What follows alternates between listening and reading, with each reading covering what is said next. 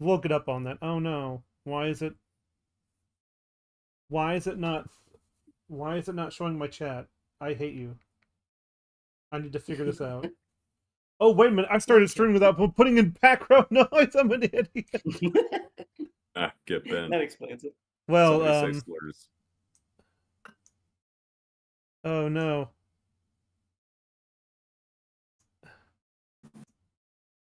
Did you actually want to join Master Fight?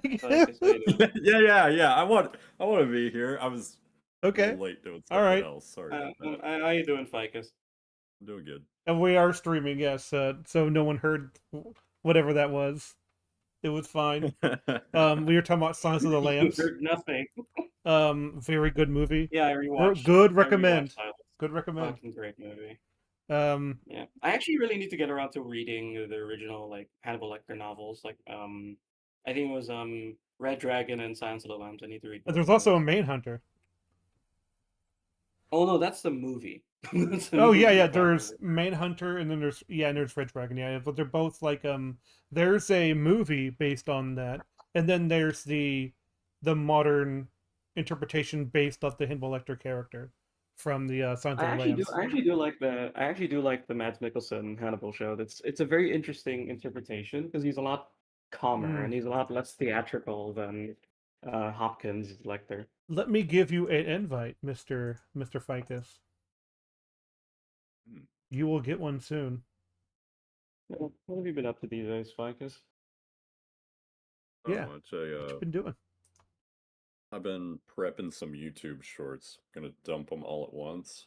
Oh, That's nice. the algorithm. Two of them might get me in trouble with copyright music. We'll see. Another one might get me in trouble with TOS because there's a lot of Oh no-no no. words. I'm gonna. What no word did you say anyway? Why don't you say the N word? Well, I didn't, but somebody else Hey, did. hey. Oh no. Enough. Are we not allowed to? Enough. No, It's don't do worse it. than Voldemort. We could at least like refer to Voldemort without saying his name. Refer but- to the. Yeah, I'm sure, but it's like, so my chat doesn't exist on the screen, so I have to depend on the good old YouTube chat that I have in front of me. So that's nice. Thanks, OBS. OBS is being a douchebag right now. Oh, it I just guess- does that sometimes when like the chat doesn't show up, even though I can see it here on my tablet. Ficus, where's your Halloween profile It picture? doesn't matter. It doesn't matter. He's a pirate in space with a cigarette. That's me, bud. That's me. Yeah, that's already a Halloween costume. So, it's fine. The first video we're gonna be looking at is a Mark Brown video, and we had never covered Mark Brown, but we've seen him. He does the Game Maker's Toolkit, which is basically like advice on creating your first game or whatever, a beginner's look at it. And from what I've seen, it's just basic information, like jump. If you press the jump button, it'll make people jump. I'm like, yeah, all right, duh. But What is the secret of Mario's jump? yeah, stuff like that. So, but still, we don't know what's going to be said. So I suggest the good faith train with all aboard.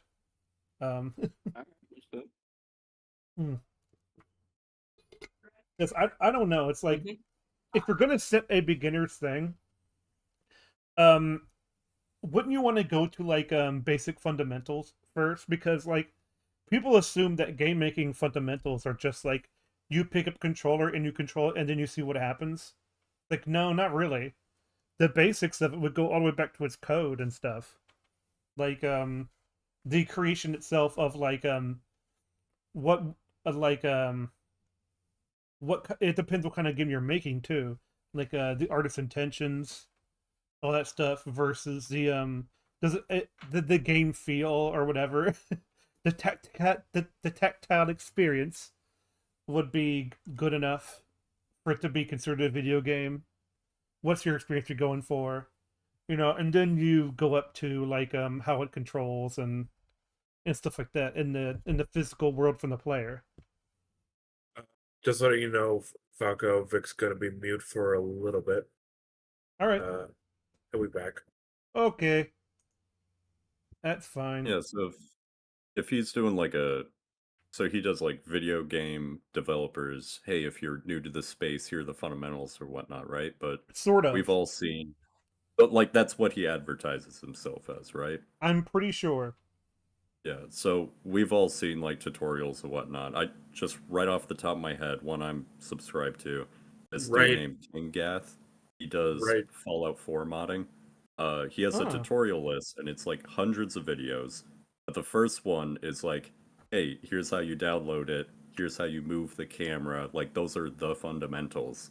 And then Absolutely. as you go down the list, it's like, all right, let's hit this aspect in more details. Okay, let's hit this aspect in more details. I So it like builds that Right. upon better. itself. A step by Yeah, and step sort of thing. But Mhm. that's a format you can see for like appliance repair and like Mhm. marathon running. Like that's a tried and true thing that actually helps people learn things, as opposed Mhm. to this guy who makes fun to watch videos, but they don't really do anything for you. It yeah, depends what he says. So, I'm sorry. Go yeah, ahead, Fraga. Mark Brown is the guy who said you could also press a button more than once. It's like, dear fucking god, what? It's sort of like, man, I hope he never plays a PS2 God of War when you have to press a circle button a bunch of times. Like, Yeah, it's just like, even if it's for like video game beginners, it's like, of course you're going to know right away that you could press a button more than once, you fucking idiot. uh, and Leon from Resident Evil 4 goes, "You don't say. You don't say. Don't say. You don't say." I think Uh, Mark Brown is somewhat useful for like indie dev first project. Ooh, I mm-hmm. want to make a game. Okay, I need characters, I need dialogue, but they kind of like But their brain goes what's blank and yeah? they're like, all right, what does Mark Brown say? Okay, more options, each option has a tree. Oh, right, duh, of course. Like it It's could be useful in that aspect. well, maybe, but that's kind of something I think it's inherent when it comes to making stuff. It's like, do you want to have dialogue options that go in different directions, or do you want it to be a singular like thing that they say because it's not that type of game? Or like what's going to be more fundamental? How do you program that? Like, is there a trigger, or is it just like, did they say that all the time? Like, RPG Maker has this sort of thing too, where it's like you have to learn. It's like, how do I trigger things? You know, like what's in the programming for me to use? So it's I'm thinking it's like if you want to draw the night sky and you're like painting or whatever, you're mm-hmm. like, oh shit, I kind of forgot what the night sky looks like. So you walk outside, you look up and you go, oh, there's the moon. Duh. Why did I forget that? And then you walk back inside and do the moon. Like that's his level where he has Joke's like on the most you. There's too much smog. Like, oh yeah. man. Well, I get the idea of like, maybe it's the inspiration is without looking, but who knows? Like, blinding into it. But like, that's where you can't really compare sort of programming a game to necessarily art. Is that like, if you do something wrong, your code won't work. It will do something completely different than you want it to be. And when it comes to painting or art or something like that, it could mean that like that was the intention, was to mess it up. Sort of like Flight of the Bumblebee. When it comes to like, it sounds really off key and all that stuff, but that's how it's supposed to sound. But anyways, I'll probably get to the actual thing. Well, look at that. It's The video thumbnail we're looking at right now. I'm assuming Silk Song. clickbait to get Oh, people to watch it. I'm sure it is, but I'm He's not sure actually about going that. to You talk know what? about why. I'm not saying clickbait. That's not me. But like, it is definitely on everyone's mind. It's like, Silk Song is hard, by the way, but it's also very fun. I find it very enjoyable. Um, it's Hollow Knight difficulty on steroids. It is insanely, so far hard, but fair. But anyways, Well, it's a mm-hmm. very well received game, It and is. so I don't think Mark Brown's the type to take a stand all of a sudden. and No, make I don't think it's going to take a stand. He's going to say like, why do people? I think he's doing it as as sort of an entry point of a question, where it's like he asks you the question and then explains why it should be or shouldn't be. That's my sort of thought process behind that question. Yeah, which is why I'm saying like this is probably a little bit of clickbait right here in the beginning. You know what? There's nothing wrong with clickbait. I've seen clickbait done Mhm. really well. That's my assumption going forward. Oh, but yeah. This week, the game design discourse is all about Hollow Knight Silksong, which, don't worry, I won't show any footage beyond Act 1. No spoilers here. That is a spoiler. You're already off. I understand. It's like, well, if you just begin the game, this is what you would see first. And I'm like, yeah, but you're already spoiling it. So, oh well. But yeah, this is Team Cherry's much anticipated, much hyped sequel to 2017's incredible Hollow Knight. But pretty much the Did he only say thing Team people... Terry? No, he said Cherry. It's just you sound like Terry. It must be an accent thing. Probably. Team Terry. are talking about with this game is its rather brutal level of difficulty. For context, this... Wait, hold on. Let me see, like, avoid the game. It's kind of funny. DSP got pretty far, which means, like, difficult content. Oh my gosh. Is amazing, and Silksong shows how to handle difficult content. Difficult content? What does that mean? Huh? What is difficult content, man? Difficult content? Probably like how to properly make a difficult game. Yeah, because usually when I hear the words difficult content, it usually refers to stuff like, oh, mental illness, or personal, Silksong knows how to handle mental content, illness. that kind of thing. Yeah, that kind of thing. Nah, I think difficult content means the content inside Silksong is difficult. Because the context before it makes more sense that way. I mean, mental illness can be difficult. Yes. But I don't think that's what they mean. I found something 10 more times difficult to avoid having the skipping the boss as possible for now. Annoying to begin with. Oof. It's game journal moment. For context, this is a Metroidvania about winding through an interwoven map looking for upgrades and secret passages. Yes, you just explained what a Metroidvania is. I'm sure us gamers don't know what that is. Go on. There's nothing too strenuous about that, but along the way, you'll have to go toe-to-toe with a huge cast of terrifying bosses, many of which will put your skills to the test in a punishing war of attrition. Now, the first Hollow Knight was pretty tough at times, but Silksong... Why'd you stand there? Yeah, he's just standing there. He was kind of just waiting. He just wanted to Like, show when him he saw that- dying. He saw that like rushing him, and he was like, "My time has come." Exactly. He's looking down. He's looking down. Here's what happened. He's showing footage, and he's like, "Well, I have to have people see that I'm dying so that I can perfectly, so I can show a perfect example of the game being hard. I guess I'll just stand there and let myself die, and it will explain my point." It's like, no, it won't. Yeah, I mean, yeah, because he's kind of looking down, but and then he Silksong moves. seems to And he's like, I don't know turn what to the do, dial panic. further, with even early and mid-game bosses like the bullying last judge at the end of Act 1 require... It's kind of funny he said, like, I know he said that he won't spoil anything, but this is a spoiler too. It's just... requiring dozens of failed attempts as you learn the patterns, safe spots, and phases you must go through. Why'd you jump into him? win. I remember asking Owen this: is the judge holding a bell, or is that like I think it's a like an incense burner? I think it's an incense burner because in the second phase it starts to catch fire. So I'm like, yep. Yeah, and also there's incense burners like in the background as well.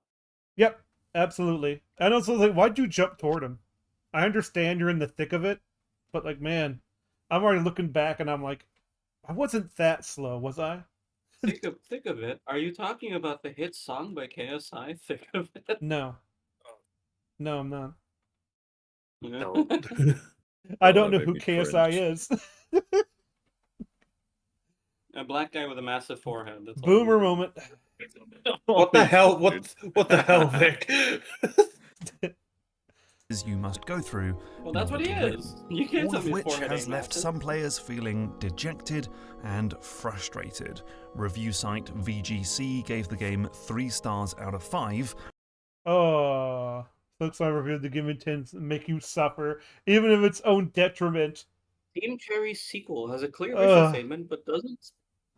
Consider the Okay, I can barely read that. But consequences. doesn't seem. What? This is the game journal You've given moment. your players. Absolutely. You see, you've given your players mental illness as a consequence. And then you look down to see who wrote it, and it's fucking DSP.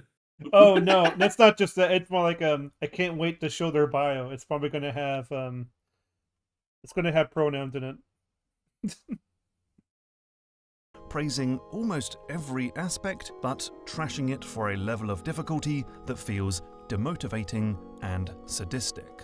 And so with all this chatter going on, I thought it might be interesting to talk about the design of difficulty in games through the lens of Silksong, to look at why game designers choose to implement a higher level of challenge, and crucially, how they should go about it.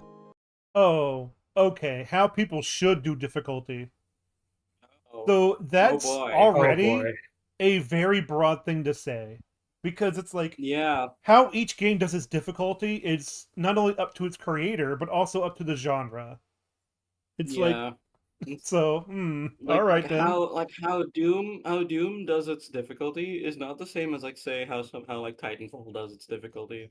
Or like Mega Man's difficulty is not the same thing as like Cuphead difficulty. Since we're talking about like Yeah. platforming shooters or anything like that. Yeah. Because one more is more exploration, and the other one being a boss rush, maybe platforming yeah. section.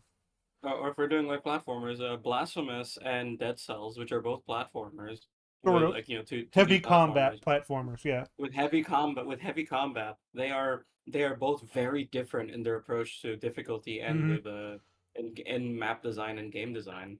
Because one is a roguelike, which has an emphasis on you becoming stronger and stronger every run, and the other one is kind of a 2D Souls-like, which has an emphasis on like memory and kind of like learning as you play. And it's a lot heavier. When I compared when I did compare Hollow Knight to Blasphemous, Hollow Knight is very fast, very agile, but still very precise. Whereas like Blasphemous is heavy, deliberate. You have to strategize your attacks a bit more because you're slower, but you still have to be precise. They both do the same sort of precise sort of boss encounters where it's like you have to consider your positioning, but they both do it in different ways, and their difficulty sort of separates that way. So it's like, yeah, they're completely two different experiences, even though they're the same genre. I'm Mark Brown, and this is a GMTK Mini. Okay, so the first question is, why would a game designer choose to make their game hard in the first place? What can you gain by amping up the challenge? Well, here's it really depends. what would I do? Well, it depends. Like, is it up in the challenge? Because what if you have a difficulty slider? That would up the challenge if you made it harder. So, and how do they do that? I think he's generalizing in terms of what devs gain from making a game that I is know. just inherently difficult. Like there's Well, no Oh yeah, difficulty slider, absolutely. it's just Well, inherently well, difficult. for an easy answer, if they up the difficulty of a game, that means the player will feel more rewarded by beating it. That's Yep. the easy answer. Provided the game is also actually like good at actually using that difficulty, because there's some games where it'll be unreasonably difficult, but the gameplay itself also isn't satisfying, so you just end up being very, very annoyed. Even if it is like satisfying to play, if it seems unfair, it won't matter. Like it'll just end up being a tedious task instead of something that's like something you want to do. Inherent difficulty from the settings is like even that can be tweaked a little bit because there are different runs you can do afterwards. Like there's the steel run of Hollow Knight, which is basically you die once, it's game over. Oh, it's like Iron Man mode for RPGs. And so it's like, oh man. And then there's like the other one where it's like you hit once and it's game over. So it's like but still these things are not really they're sort of rewards, but they're also not like they're not going to reward you for the what you did. It's just basically you versus the game. It's not about like giving you something in the end. Yeah, The but what you did is a reward. yeah, as far as like Mark Brown's perspective on this, it's like in terms of devs just making a game that's inherently difficult, like not necessarily difficult sliders, it's just the game is difficult to Yeah. start with. Oh, absolutely. It's like there's a lot to gain there, and a lot of it, like, Mhm. and as Frago said, a lot of it is just the satisfaction. A lot of it is just the satisfaction of beating that kind of game. So the thing about Souls likes and definitely like Metroidvanias that have that, what really sort of like makes it difficult, it's not just the game being difficult, it's its atmosphere. Like it's an oppressive um like setting, and the difficulty of the game reflects that. This is not an easy world to be in.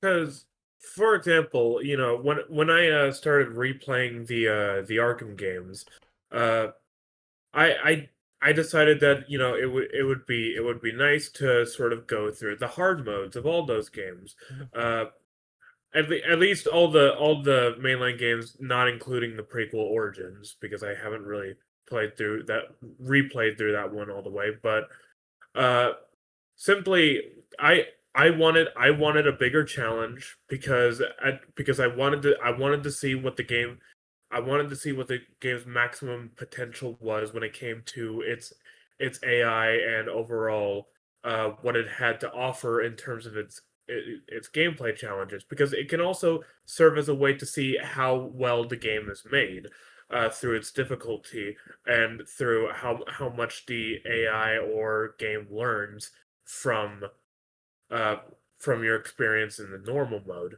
uh, if that makes sense. Yeah. Um it's also you have to consider what's the intended difficulty. And it's like, do you want to play on that difficulty? I was like, it depends how I feel.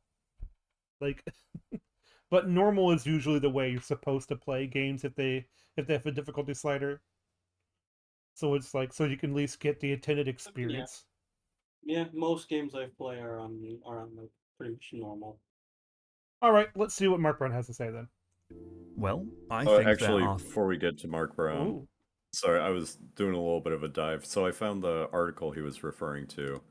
oh my. It's I can share some links if you want, or I can just read it off. By Uh, Hmm. this is Hollow Knight Silk Song's review, a game that intends to make you suffer, even to its own detriment. So this was posted, and then a few days passed, and it only got. Hold on, let me see here. It only got 3 comments until Mark Brown put up his video, and then it got 2 more. So not a big review. The 3 original, one said that all 3 of the original comments were very positive towards the review, and then right after he posted, like 3 days after Mark Brown posted his video, somebody left a full paragraph hate comment.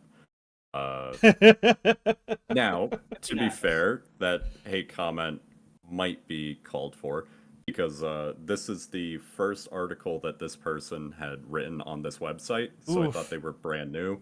But I looked them up, and it turns out that they're freelance journalists, focus on video games, film, music, gender identity, and queer life, Oh featured no. in publications such as Polygon, Rest in Peace, Games Radar, PC and Game, blah blah blah blah blah. Oh Oh yeah, So, wow. Falco, you're right. All the so crimson red flags. yeah, Oh boy. yeah. So they are game journalists, freelance. Looks like this article was, did not pick up a Uh lot of traction. It's weird though that for his video, Mark Brown uh, grabbed a review that only got 3 comments on it before he did it. Well, And actually, reading through the review, I haven't played the game. I'm just here to shitpost mostly. sure. But the review seems pretty fair. It's complaining about things like exploration, like some things will be totally fine, and then you walk past the same asset and it'll be a trap and it'll kill you. And so it turns exploration from something fun into something that feels unfair, and it encourages you to use the fast travel system. And then Yeah. some, yeah, and then some stuff in here about uh, some of the engagements are about persistence, so it's like waves of enemies, so it's more like testing your patience than testing your skill, which is a complaint I heard from a friend of mine. So I'm willing to say that's probably fair. Uh, Uh, I Fascinating. I don't mind the waves, but like it sort of depends. Like some of okay, them are more on like before boss fights. Like yeah, you just have to do it. But yeah, I totally understand if people don't stand the waves. I'm like, yeah, I don't like much of those either. But like encourage you to use the fast travel system. Like yeah, of course you are. Because like traveling around everywhere is a waste of time unless you need to go someplace that's like off the map. And it's like you're gonna come as close as possible. It's like I don't know. It just seems like yeah. In fact, I think that the Silk Song is very generous with the fast travel system. Like because it's there's two different types so far that I've encountered. So would you consider that a good thing? yes, it's a good thing. Okay. I tend to see fast travel should be an option if you want to just get to the next place, but Hmm. from my point of view, people should be encouraged to explore the world and all of that. Oh, So if you have you things in still there have that to. You don't just go right there to get and to the next yeah, place, but and then there's it. Hmm. like dungeons that are designed so when you go in and then you get to the end of it, usually there's a like you open up a door that was barred on one side or whatever, and Yes, so you can get back out the that's same a way you came shortcut. in. Yeah, they're, Yeah, shortcut, but they're it's through a new everywhere. route that you haven't seen before, and like so there's a way to do backtracking better, Hmm. but They use just both. encouraging people to fast travel instead kind of seems like you're giving up on making backtracking more enjoyable. Oh, it does both. Like sometimes it uses all kinds of backtracking that makes it a little more fun. But it's like that then again that's a very subjective thing to say. But like sometimes when you go for a long time and then you create a shortcut which leads back to the fast travel. And it's like, oh okay, so I don't have to go all the way back around. So it's like that's neat. So it's the fast travel is only you get you so far. That's what I'm saying. Because there were Fair enough. shortcuts for a reason. It This does. was a super distraction. I just wanted to Yep. bring Oh, up it's fine. this article only had 3 comments, so it's kind of weird that he used it in his big ass video Yeah, that to is kind like of weird, paint isn't the it? argument. Because I was so thinking, I'm like, why did he choose that one? Because it proved his point the most. That Yep. is that's cherry picking, which is not necessarily a bad thing, but eh. Amping up the challenge? Well, I think there are 3 main reasons to do it. Only 3. Elden Ring. Number 1 Okay. is that the harder a challenge is, the more satisfying it feels to finally overcome it. If you breeze through a boss fight the first time you play it, it might barely even register as something that happened. It's not always the case. Sometimes it's there for thematics. Like So the end of sometimes what was it? The end of Demon Souls is a weak boss, but it's meant to be sometimes thematic. Sorry, go ahead. sometimes a boss can be so easy that it can be memorable. Uh, by Mhm. by how just piss easy it is. I've had some of those bosses happen before. In Hollow Knight, there's a guy you rescue all the time, Zot, and like he ends up in in the Colosseum and you face him and he's a joke. Like that's the point though. He thinks himself to be great, but he's really not great at all. And he's a joke boss fight. So it's like, yeah, okay, that's it's for storytelling reasons, you know. But if you struggle against a boss for an hour, slowly improving your skills, your reflexes... Why'd you run into him? Why'd you dash into him? I feel like he kind of sucks at this game. No. I think the intention is you see how bad this looks. It's like I feel like they're your first runs from people that are just better than this. I don't think they know. He self-sabotage used on the smoke bomb to go into the frog. I don't know why he did that.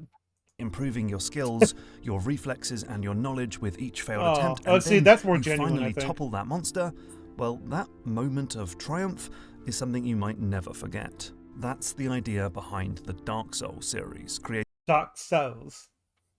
Dark Souls. Hidetaka So- Miyazaki says, I just want as many players as possible to experience the joy that comes from overcoming hardship. And Hollow Knight Silksong nice certainly plays into this. When I finally beat the last judge, my palms were sweaty, my heart Mom spaghetti. was racing, my eyes were straining about from to not do that. blinking, and I let out an embarrassing, My involuntary legs were noise shaking, like, my blood was pumping, I got an aneurysm shortly after, but... The thing is though, I had the same sort of reason because this is the one that I think Lou is having trouble with. And I was like, yes, I did Oh, the it. judge. Yes, Judge, the last judge is. He's not actually. I think he's a good boss. Like he's like, I had a lot of fun facing him. Like I wasn't. I've never played Silksong. I've never played Hollow Knight, but it did feel a little tense when I was watching our friend Lou play this yeah, boss. it can be. And I was watching her. I was like, come on, you could do it. You could do it. You could do it. That's how I feel about you. Like whenever you're playing a bad game, I'm like, come on, dude, you can end it. You can do it.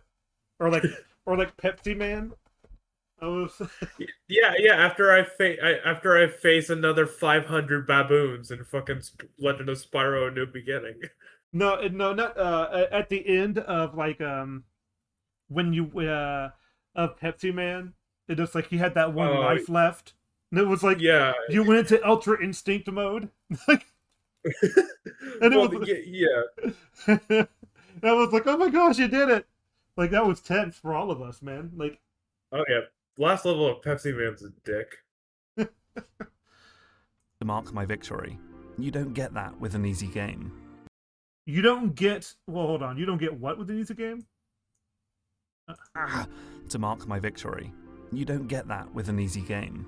I suppose, but like I don't know if that's entirely true. Sure, you won't get the exact same experience as playing a really hard boss that you spent hours going through. But if you're like, let's say a very story heavy game, and you know it's pretty simple in gameplay or something like that. But then you get to the end of the story and then it feels really fulfilling because the story was just that damn good. remember when Mahler was playing Last of Us 2, and there was a cutscene. I mean, not a cutscene, but when like oh man, that's not a good example. It's where he shot the guy that spat in the cutscene where that guy spat on Joel's corpse, and Tommy kills him. He's like, yes. He's Yeah. so it's like or well, as an example, I wouldn't consider this an easy game. It's more so easy when you play more and more and more of it. But any Legend game. of Zelda Yep. Legend of Zelda Breath of the Wild. When you get to the final boss, now there were plenty of people who considered the final boss to be way too easy, but for me, when I was facing the Dark Beast Ganon, I was pumped up. I was ready to beat him, even though it wasn't that challenging. Mainly because I was so invested in the story. That stuff can happen. The second reason to amp up the difficulty is to tie in with the game's narrative or aesthetic goals, like If a game tried to tell you that this kingdom is a place of misery and death, a no-man's zone where hope goes to die, and then you play it and it's full of enemies who die in a single hit, That's not fair. That's not fair to show Castlevania, like Sins in the Night at the beginning. Like, you're uber powerful in the beginning of that game, and then like the Reaper comes and takes away all your abilities, and then you start from scratch. Like, but Like, I get the idea, but it's sort of, it's not dishonest. It's just you need to pick better footage. yeah, it's like Seems if I he missed the point. it's like if I showed how easy it is to breeze through something like God of War 3 when I'm showing the part where you have all your abilities before they're taken away from you. Yeah, it can be. It's a little. well, that's going to be It's not dishonest. I don't think it's dishonest. I just think he uses. No, footage I because- wasn't gonna say dishonest. I was gonna say it's little bit of a. It's odd. Yeah. pretty dissonant. So if you want to tell a story about suffering and failure, then the gameplay should reflect that. That's how Celeste works. The game is about hero Madeline stubbornly persisting through hardship and setbacks as she climbs a legendarily high mountain. And so the player must also stubbornly persist. Well, the reason why that it encourages you to go forward is because you respawn instantly. Like, it encourages you to go again. Because, like, there's no loading screen, there's no, like, elaborate death or whatever. It's just go, go, go, go, move, move, move. You know, it continuously puts your momentum forward. Persist through hardship and, well, you get the idea. Silksong plays into this too. The game's world, Farloom, is a withered, haunted land. There is death everywhere. Other characters are seen failing on their pilgrimage to the Citadel. Main character Hornet must grow in strength and wisdom to succeed, and so must you. And the final reason for increasing a game's difficulty is to ensure that the player approaches the game in a certain way. Take the game Fury, a game about being patient and observant as you dodge and parry every incoming attack, before exploiting a rare opening Wait, to deal. hold on. I just want to. Did he already go by 2 reasons? Because I felt like he just went by the same reason. Yeah. What do you mean? I mean it more so just like, yeah, the first reason, the player wants to feel rewarded, and then the second reason is just like, yeah, the player feels rewarded by the lore of the game. It's just like, okay, No. that's still feeling rewarded. No. What he's meaning is, like, your purpose matches up with the purpose of the character, which applies to a different thing actually, which is like Madeline is not a blank slate character. You can't impose your will onto hers, you know, like motivation, but you want to see her succeed because she's dealing with this sort of like symbolism of like a mental challenge, which is just like her. It almost feels like a different person. I forget what mental like block is she's going through. It's just like she doesn't think she's good enough or whatever. So therefore it's like, man, this kind of implies to me and what I'm thinking sometimes about myself. So that also encourages you to climb the mountain. And the mountain is, of course, is getting over her mental block. Like, so that matches with what you want to do. And the game's fun, therefore, blah, blah, blah, blah. Yeah, it's trying to hit a theme. Like, if a happy-go-lucky game is super difficult, then you don't feel happy-or-go-lucky, you feel challenged. But if the game isn't supposed to be about feeling challenged, like if it's supposed to be like you're a cook at a restaurant, and it's supposed to be nice, relaxed, and everybody's having fun, having the gameplay super, super difficult doesn't make you feel relaxed, doesn't make you feel like you're having fun. It makes it feel like a challenge. You're overcoming a challenge. Or if you're fighting demons and you're supposed to be at like just some regular guy at the end of your rope and super stressful, then the gameplay should be very difficult so that you feel that stress, so you can connect more with the game's themes and all of that. I think Maybe. that's what he's trying to say. Um, sort of maybe, but of course, there's always going to be that like like those app games. Like there's a super lucky sushi restaurant, and like you're this cute little character, but like it's kind of difficult because you need to keep rhythm with flipping those burgers. It's like, but it's really like aesthetically pleasing to to have these things happen. The sort of Skinner box mentality. It's like, I mean, aren't there hard games that don't really have those types of stories, whereas like everything's in ruin or something like that? There are definitely those Mhm. hard games that are based on really simple premises.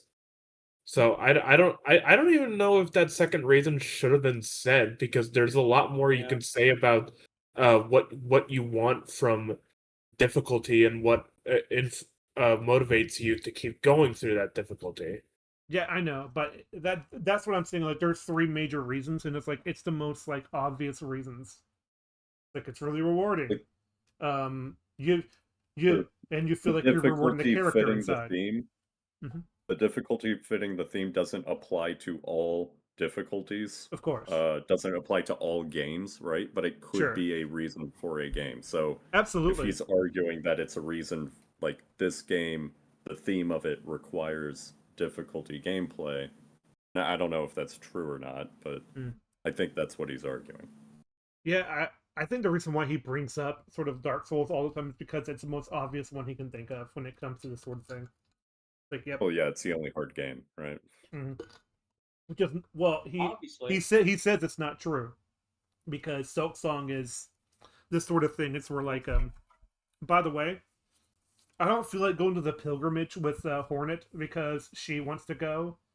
It was like I did everything but the main quest all the time because I want to explore and do everything else. Like, so it's like, but here's the thing though. Marcus, would you I say that mhm. would you say that Dark Souls is the Jennifer Lawrence of hard video games? Jennifer, what do you mean? No, Yes. yeah, the first action, the first female action star, the first hard game. Ah, okay, yeah. And plus, more difficulty doesn't always reward the player. Sometimes it can feel like really unfair type gameplay depending Oh on how yeah. hard it is. Like for example, what was that game called? Like Cat Mario or Unfair Mario? Unfair Whatever. Mario. Yeah, yeah. Stuff like that. Yeah, Yeah. yeah, stuff where it's like purposely trying to get you pissed. Um, it's Especially designed that's to a piss you off. that's a different type of game. I think that sometimes sort of devs just want to be lazy. They say, "How do we make the game more difficult?" I don't know. Just put more enemies in there. Boom, Scholar the first in. Put an invisible block there that traps the player. It's like so with all these enemies, how are people supposed to heal all the time? Give them life gems. You can just Or buy. how about You can just buy healing. Or how about a game like you guys remember the Impossible Quiz? Oh yeah, you have to answer every Yeah. question, without the skips because you need them at the end. Like, Yeah, because it does like really sneaky moves that is just like, how the fuck was I supposed to know that? anyways, Deal some damage. The game is designed as a brutal back and forth ballet of defense and offense. But if you could also just run up to the boss, dodge a few simple attacks, and then wail on it until it dies, well, you wouldn't have to do any of that stuff I just said, and the game would be pretty dull.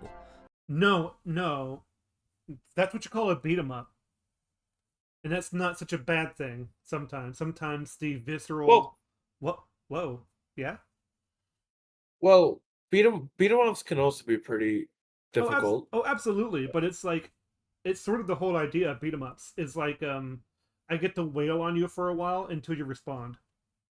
It's like, yeah, Yeah, it's fine. Like, it's that not necessarily a bad thing either. But it's like, it would be pretty dull if that happened. I'm like, who to say what's dull? You haven't substantiated anything by saying dull. Dull is such a subjective thing to say. Like, like I'm not trying to go into objective and subjective, but it's like dull. It's like, what if somebody has fun with those simple games that are easy, all that stuff, and they love it? That's not difficulty. So, what about those game journals that say its difficulty is bad? You haven't really addressed that. Like, Yeah. so. I mean, is he talking about? Is he? Like, here's the thing. Like, is he just trying to give an explanation for what or for why games are made difficult, or is it that difficult games are bad? I don't think he's saying difficult games are bad. Why difficult games? You know, why do we need difficult games? I think that's the premise. Of reasons. And yeah, there's a number of reasons, but remember, there's only 3.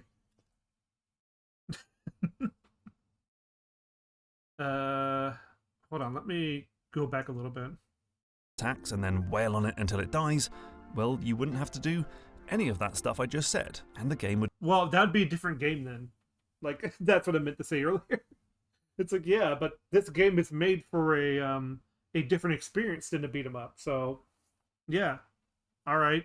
And you're right, there are some beat 'em ups where you do have to dodge all that stuff. Trust me, I played plenty of God of War, Devil May Cry, and like even like 2D beat 'em ups have the same sort of issue. It's like you have to take your shots when you can.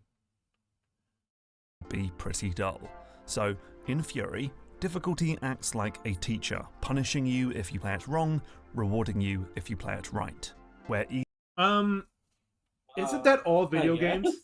Like, isn't that all video games? Oh, is that? Oh, that's the Guardians of the Galaxy game. Yeah. Like, if you play how do you play a game wrong? A number of ways. Well, it well, depends on the game. there are a number of ways you could be playing it wrong, honestly. Yeah, if you build shacks instead of the story.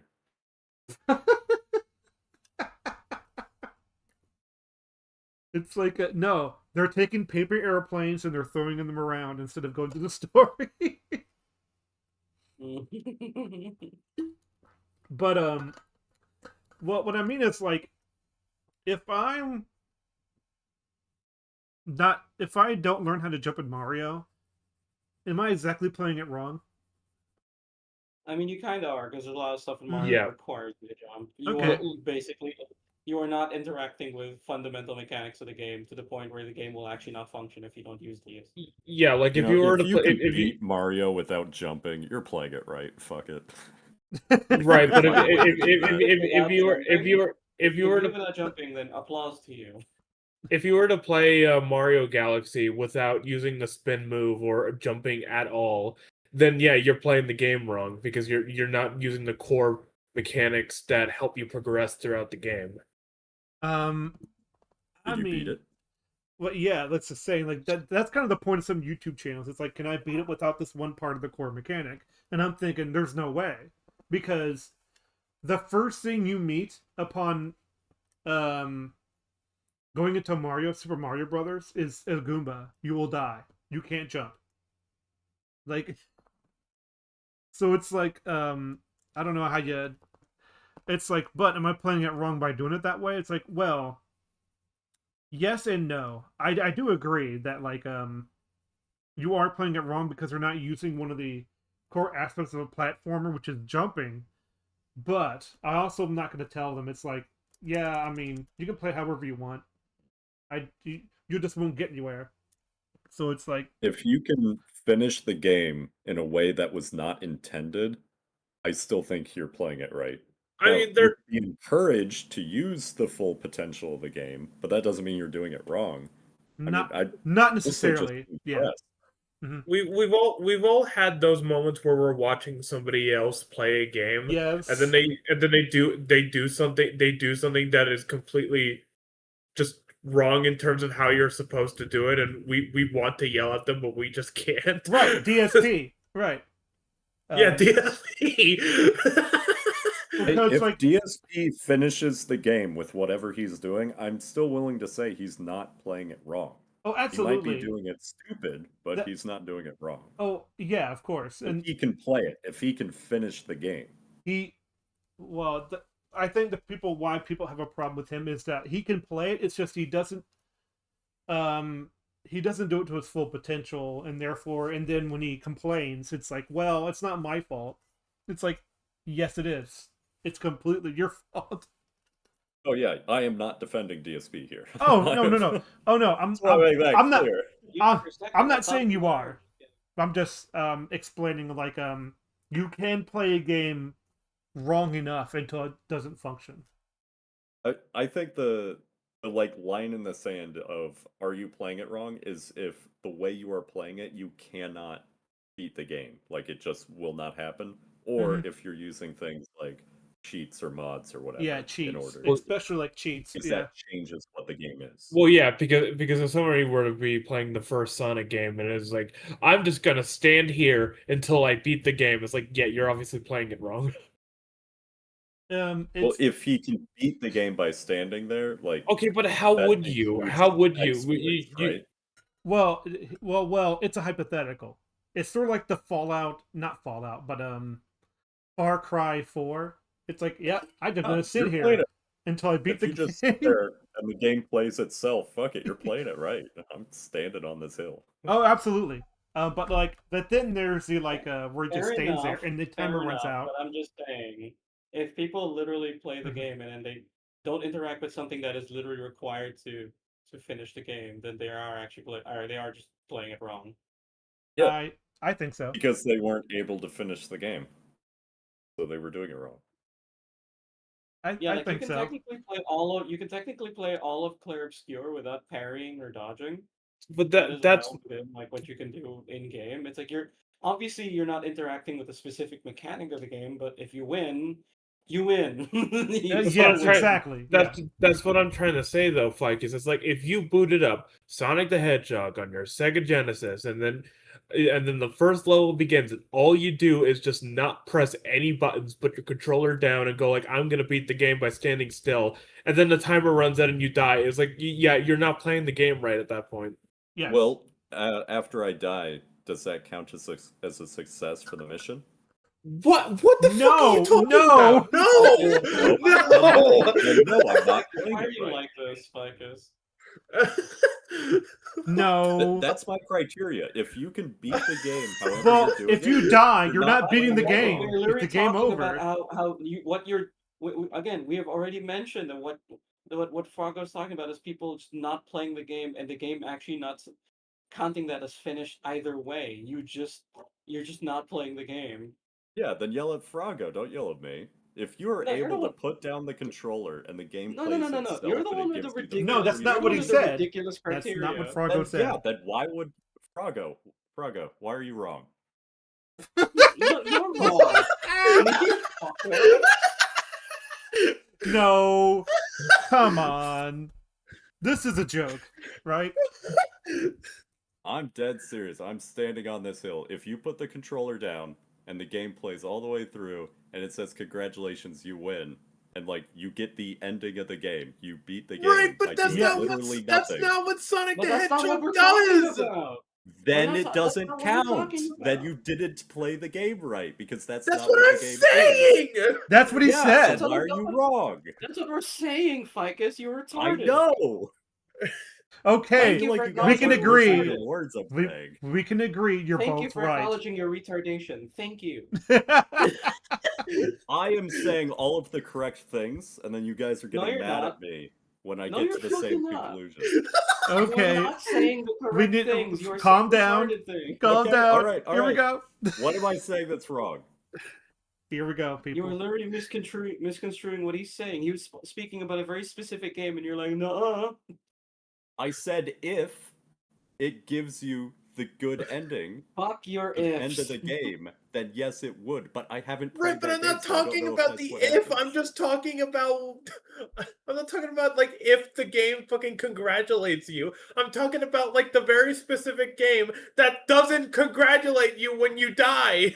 And why would you ask me that question? He didn't. Because I already told you you have to beat the game. Yes, and If then you gave me an example where you don't beat the game, why would you even bother doing that? Why would you give Well, me that because I'm example? trying to see if you still agree with that.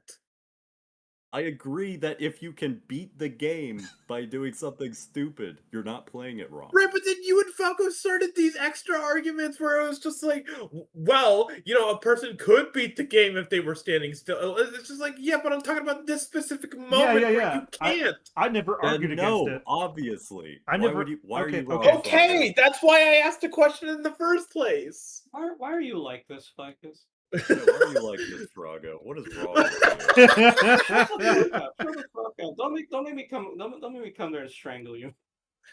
You wouldn't last a second. Anyway, Shut up! I think I still chose the best way. Anyways, let's just continue. Oh my gosh, was that a thunderstorm? What was that? Wow. And anyways. Easy games let you get away with simple and repetitive strategies. Hard games require you to use every mechanic, every system, every tool, and every inch of the level design. And Silk Song does play I into don't this think that's also. true. You'll need Not all hard games can do it. Like, I mean, it's almost, I think I almost agree. It's sort of like when a game gets harder, you'll have to pull more resources together. You're saying it gets harder when you pull on it? Shut up. But I don't know. My brain leaked out. Everybody knows the meme. Hey, this is a once in a game item. You can't get any more of this item. It's a super healing item, and so Yep. people hoard it and they end up never using it. Yes. Like Yeah. that's very common in a lot of hard games. You actually don't end up using every aspect of every part of the game. Okay. I think he's being broad, as he always Yeah. is. I think he's overreaching a little bit there for. Oh, for absolutely. It's Mark Brown. He overreaches all the time, and then if he's not overreaching, He'll he's never just go being back painful. on his original thing either. So it's He's like, just why being did he mention the painfully vague. article? I'm still transfixed on that because I'm like, man, what does this have to do with like with anything? What is the importance of the article? to learn every boss's patterns, make use of every Heal, charm you and dunce! tool. Oh, hold And on. understand Dark Hornet- Souls is a great example here because the drinking the Esser flask or the summons or whatever, right? Drinking Like- the Estus heals you, and that's a resource. like- Yeah, that's a resource. A lot of people play Dark Souls without using any summons, but summons is a game mechanic, and he said you need to use all the game mechanics, all the whatever. And yet, the game So- that everybody references for difficulty, apparently that's not a good Yeah. difficulty. Or how people say that Well- if you use magic and you're just playing the game on easy mode. No. That's Demon Souls.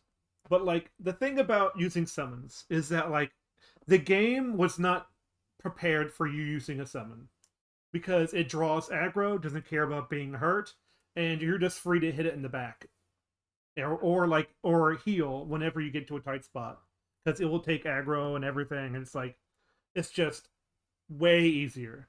In fact, you'll never learn the boss at all that way. The fun is sort of taken out of it.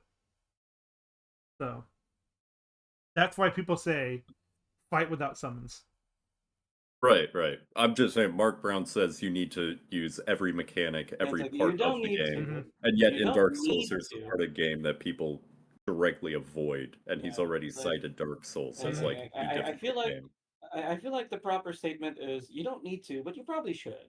It's like you don't need to use every mechanic, but it usually feels better when you use every mechanic.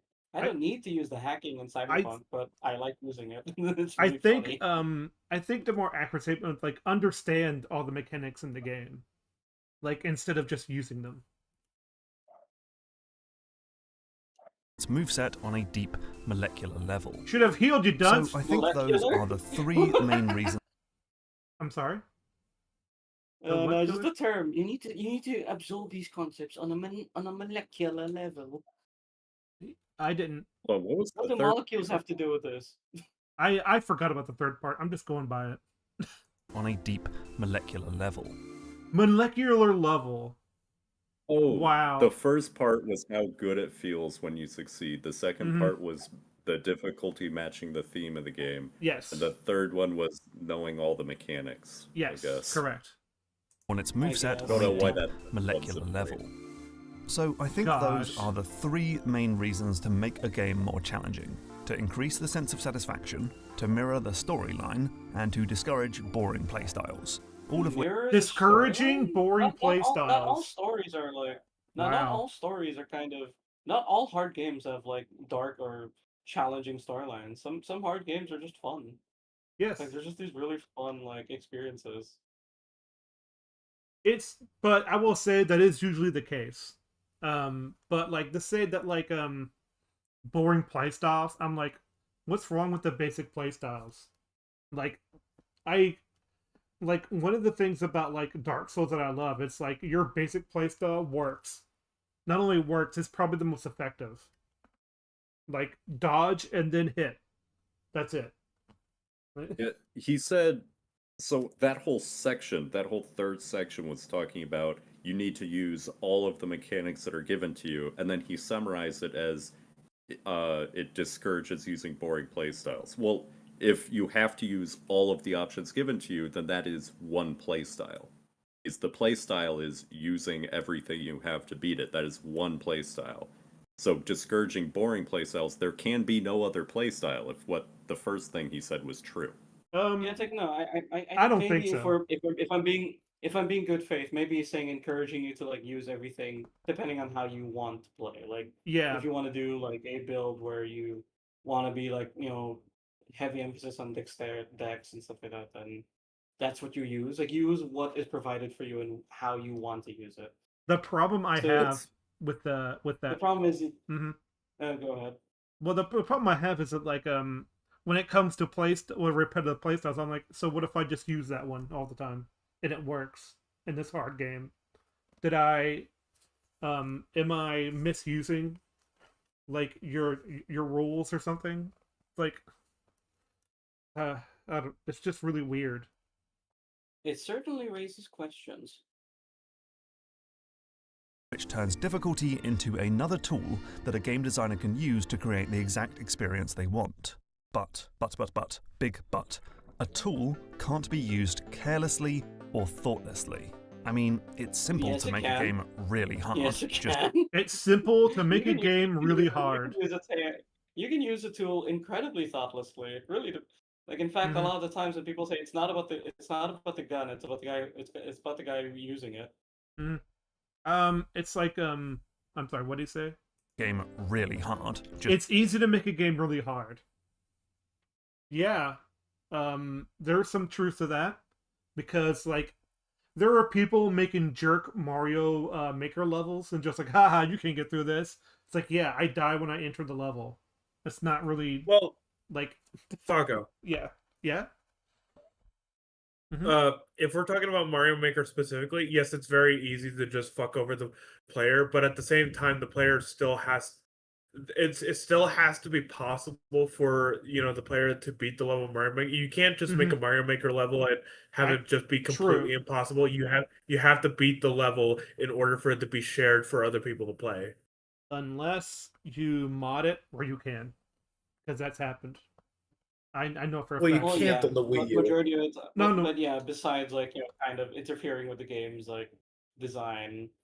Generally, the overall design is that you need to be Yes, of any course. level you make has to be kind of finishable in order to be posted. If you can't finish your own level, then Oh yeah, of course. the devs are just like, oh, then you can't even like finish your own like creation. Then people Cringe. create like Kaizo levels, and it's like, okay, I get it, it's beatable, but it's like, why do you want me to suffer? Like, Because it's funny. but I don't know. It's like it's. I think it is easier to make a messed up level. He's talking about the tool itself, which means it's like, yeah, you need to create balance within your difficulty or something like that. I know. Just put spikes everywhere and send the player back to the beginning of the whole game every time they fail. That's done, but you've now alienated 90% of players. Well, That's not entirely true because there are a lot of people who played Getting Over It by Benefati. Oh Yeah. yeah, there's a lot of games where you get reset pretty hard and people still play. Look at Chain Together. That game, like when you fail in that game, you get reset pretty badly. And Yeah. and even found out that like pressing the escape button is actually a godsend. It's Like isn't like one of the most popular multiplayer games right now, Peak, where you have to climb up a mountain and you can be sent back to the beginning of the level. Yeah, Well, yeah. and Mhm. a huge aspect of that game that people really like is that you can also fuck with your friends. Like you can push your friends, or if your friend is starting to fall off, you can actually grab them and hold on. It's why a lot of streamers and a lot of people are having a lot of fun.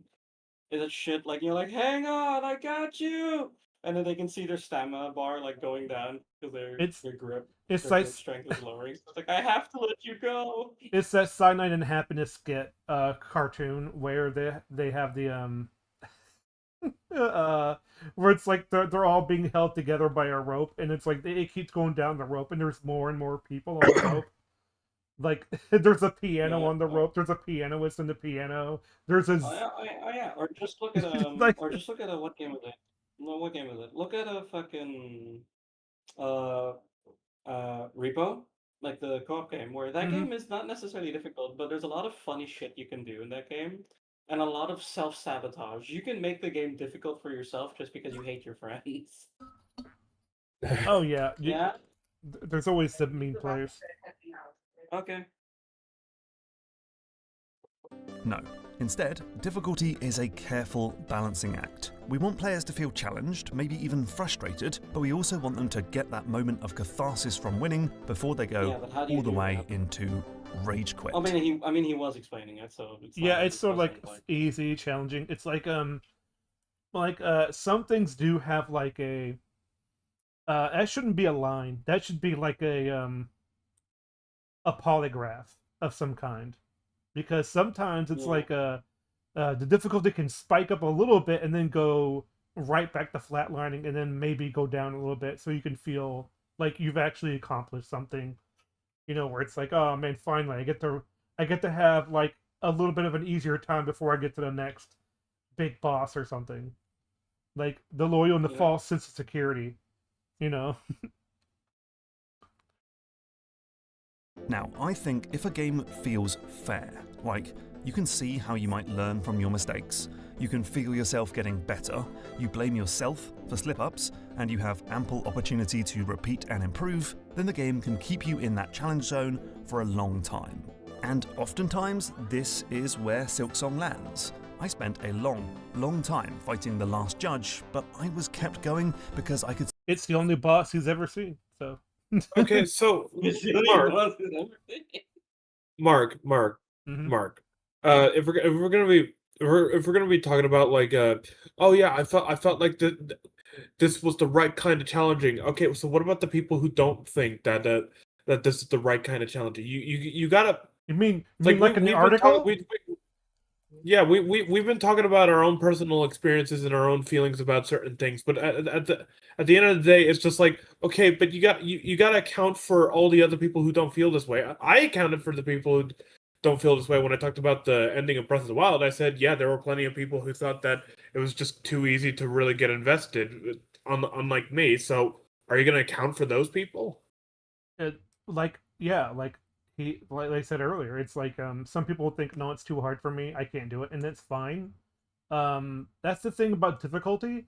If people think it's too difficult, they'll opt out of it, and they'll just go to something else that they think they can do better. Because just because like Yeah, not every game you that's me. play When people needs to think be it's too sweaty, difficult, I kind of just you know. yeah, it's like that's kind of me with games. Is like if I find a game is too difficult, I just opt out. I was like, eh, I'm not good at this game. I'll just go. But there's something about Like I'm not Silksong. gonna criticize the game for Mhm. being too difficult for me. I'm just gonna acknowledge, yeah, it's not my thing. Well, it takes like some sort of wisdom to realize that like this is unfair, or like is it just me? Like sometimes it's a bit of both. Sometimes it's just the game, sometimes it's just you. So it's like, how do you tell the difference? Well, if you feel cheated, like or like is it? I mean, there is some games where it's obvious like you're being cheated, like, but sometimes it can feel like, man, this feels like really unfair to me, and just happens. See a path to victory. I was lasting longer and longer, and mistakes were my mistakes. But if the game I I I definitely feel that at the end. I was like, man, Sometimes I go for like a run that lasts a long time and then I die, and then I go next time, instantly killed, and I'm like, well, crap. Well, yeah, It you're just like, oh man, I happens. did really well. It's the first run. It's the first run syndrome where you play really well. Hmm. You play really well, and then the next run you're just like, fuck. Yeah, sometimes there's a thing of like beginner's luck. Like, yeah. But the thing is, though, I like games that weed out beginner's luck. It's like, sorry, you're not getting just lucky. You have to have the skill. It's like, yeah.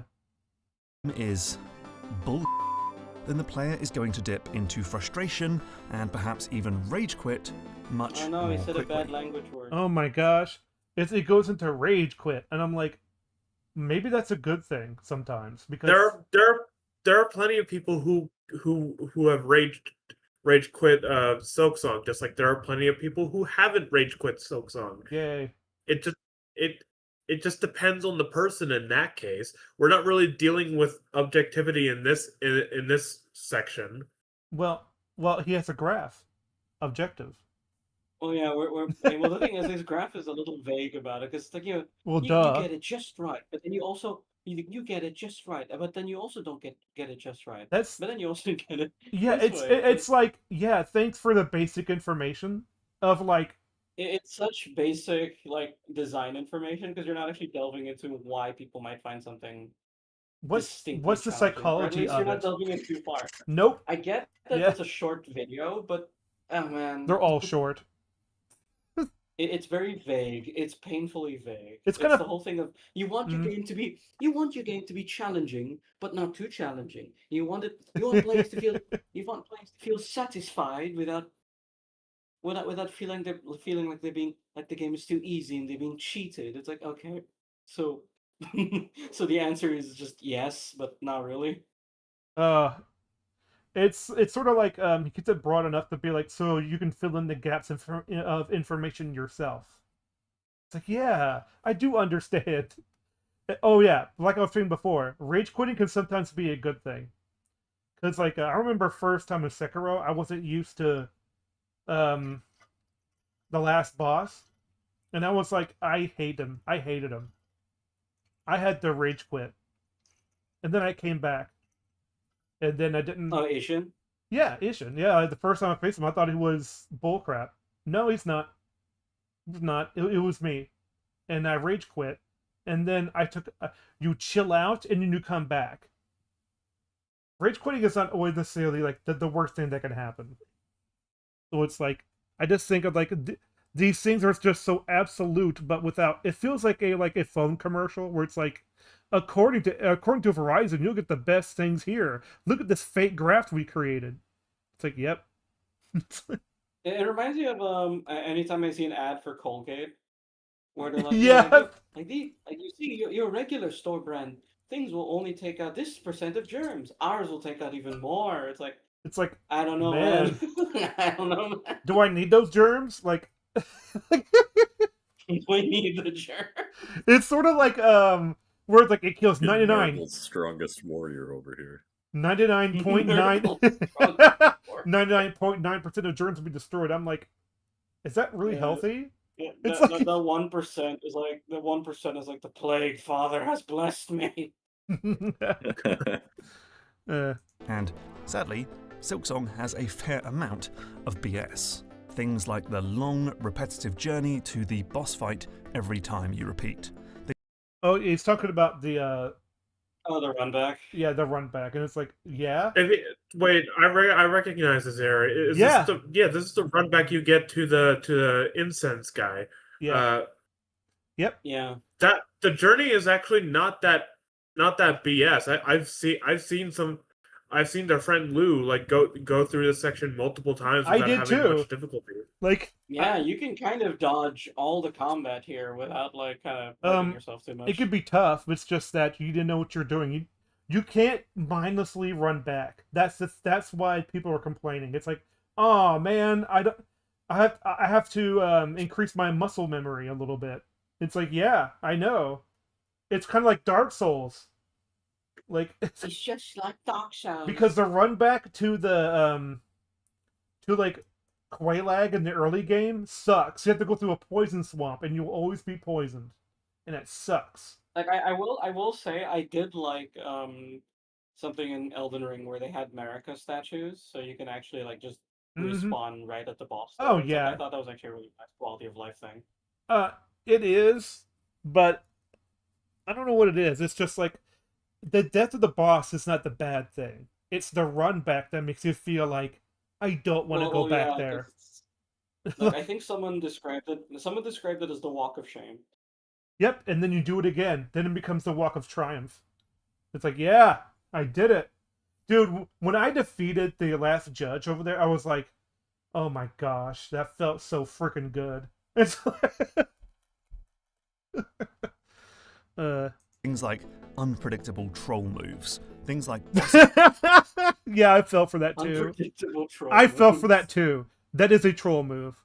So if you don't know, there's a place called Hunter's Quarry, and it's like it's a place where these ant-like creatures hunt other beasts, and so and they trap them in cages. And one of the traps they lay for you is a resting bench. unpredictable troll Boop. moves. Things like boss encounters that use random patterns. Things like how the ammo for your secondary weapons don't regenerate upon death, so you'll have to farm enemies to top up.